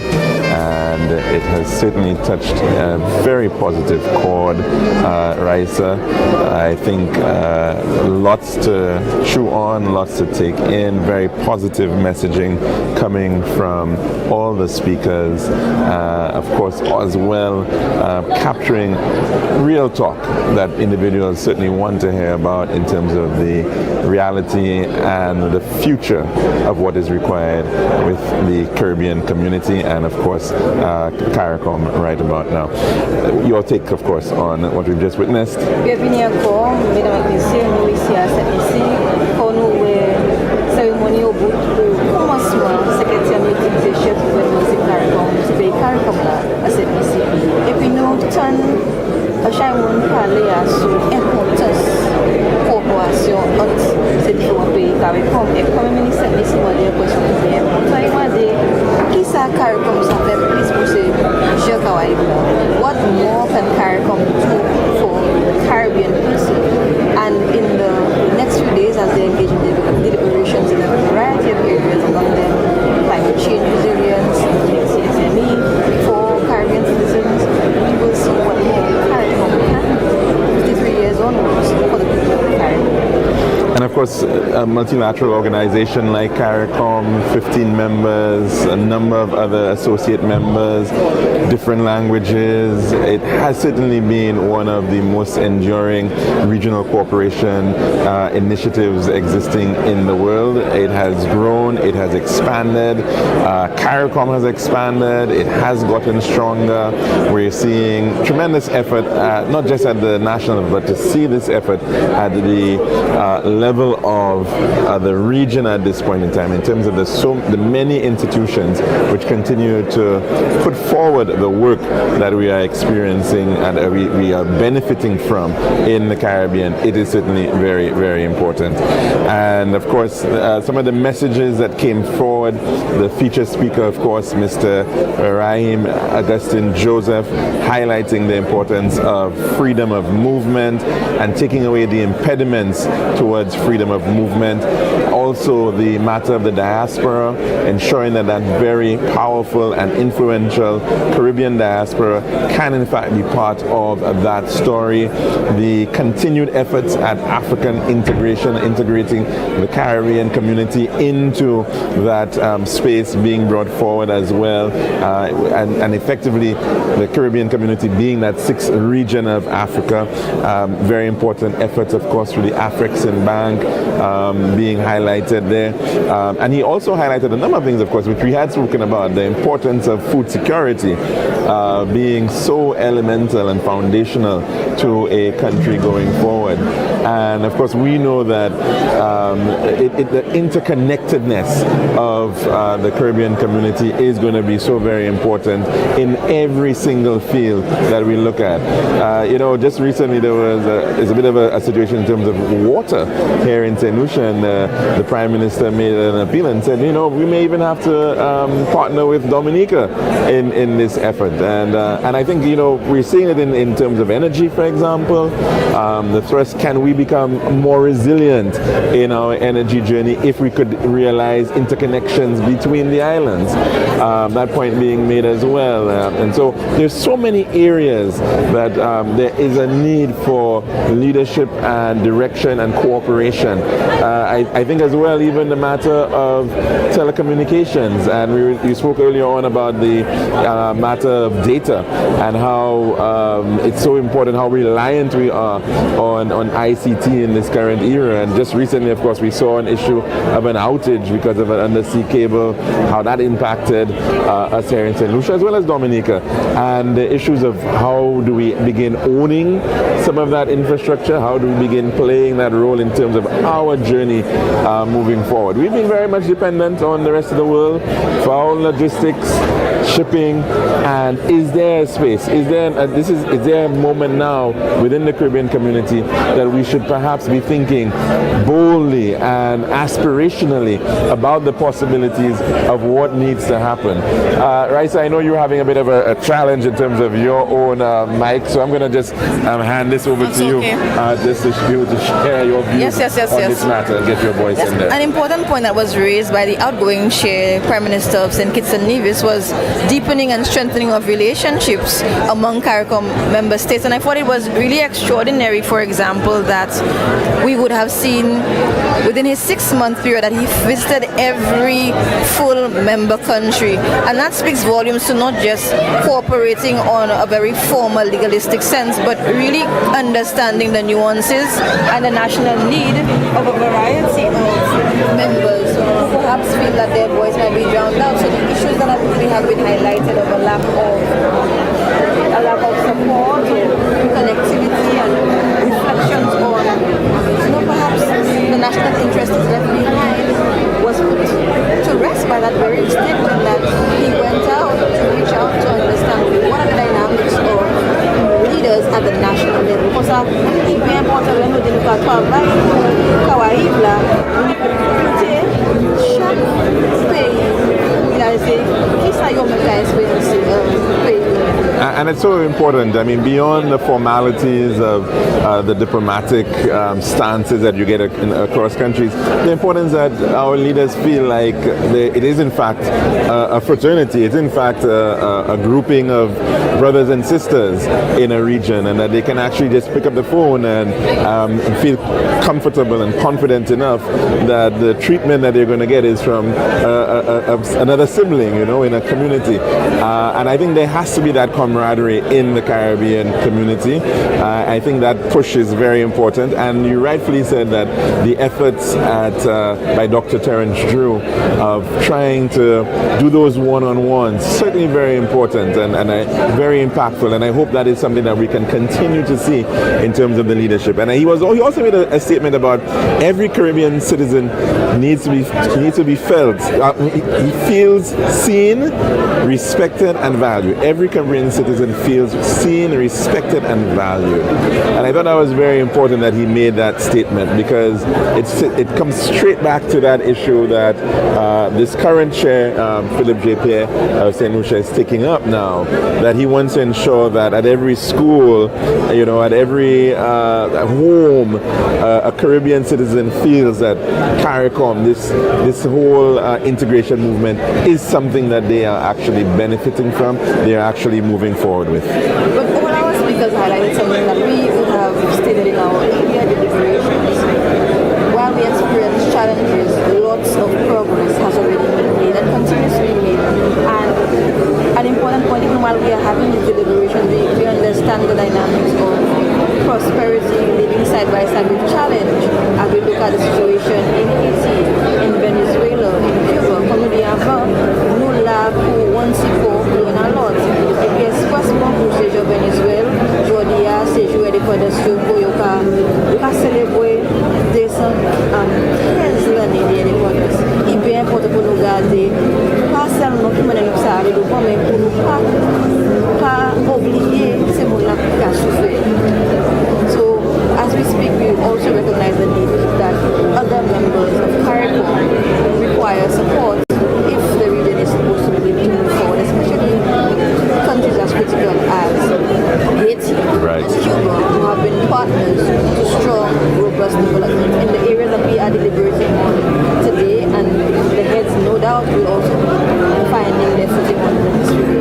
certainly. And of course, we heard the remarks being made by Dr. Carla Barnett about, the successes of Haiti in sport. I mean, could you just imagine that this is a country that was able to make it to the World Cup? This is a big deal, I think, that we should certainly point out. And it shows that despite all the challenges, despite all the hardship, despite everything that we hear, that this is a region of resilience. This is a region that has consistently shown that it is punching above its weight, that it can in fact do great things despite everything that we're dealing with at this point.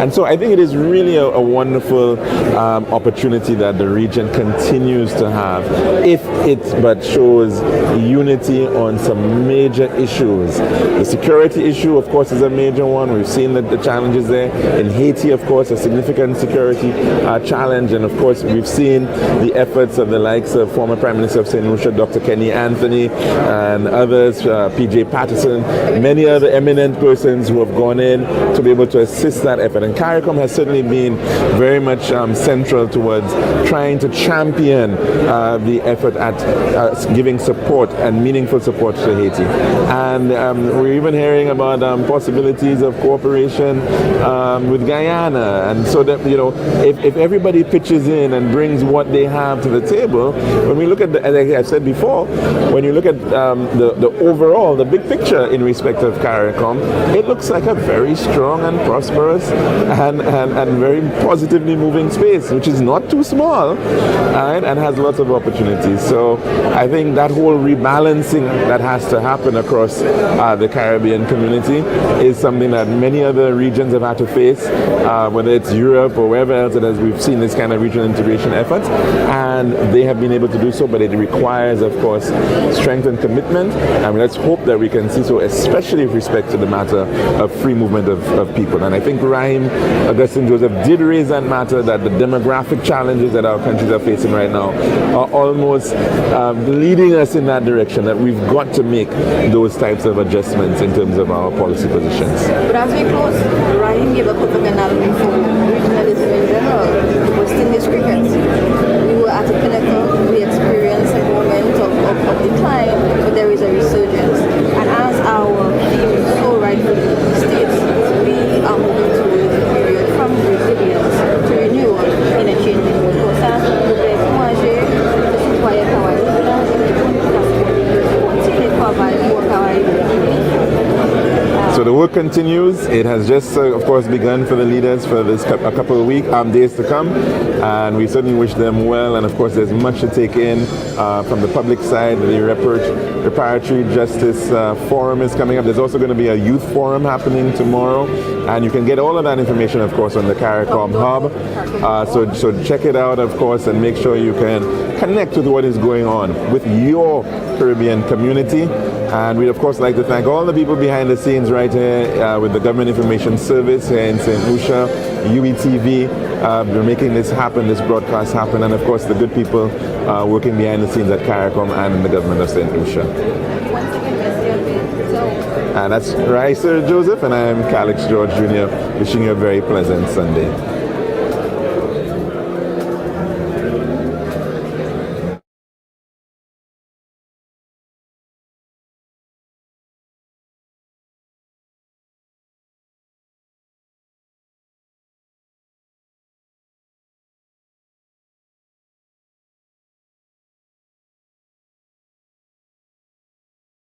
On July 1st, Prime Minister Honorable Philip J. Pierre will assume the chairmanship of CARICOM on behalf of St. Lucia. But what does that actually mean? Does the chairman run CARICOM? Does the chairman make all the decisions? The answer is no. CARICOM is a community of countries, and no single country makes decisions on its own. The chairman's role is to help keep CARICOM focused, organized, and moving forward. Think of it like the captain of a team. The captain does not play the game alone. The captain does not make every decision, but the captain helps keep the team focused, united, and moving in the same direction. In much the same way, the chairman helps guide the work of CARICOM. The chairman leads discussions among heads of government. The chairman helps countries find common ground on important regional issues. The chairman also represents CARICOM when the community meets with other countries and international organizations. So why does this matter? For 6 months, St. Lucia has the opportunity to help shape decisions on issues that matter to Caribbean people. It is a responsibility, but it is also an opportunity to provide leadership on the issues facing our region. Prime Minister Pay has said that the chairmanship is not merely a ceremonial position, it is a call to service. His chairmanship will be guided by a simple principle. CARICOM must deliver results that people can see and feel in their everyday lives.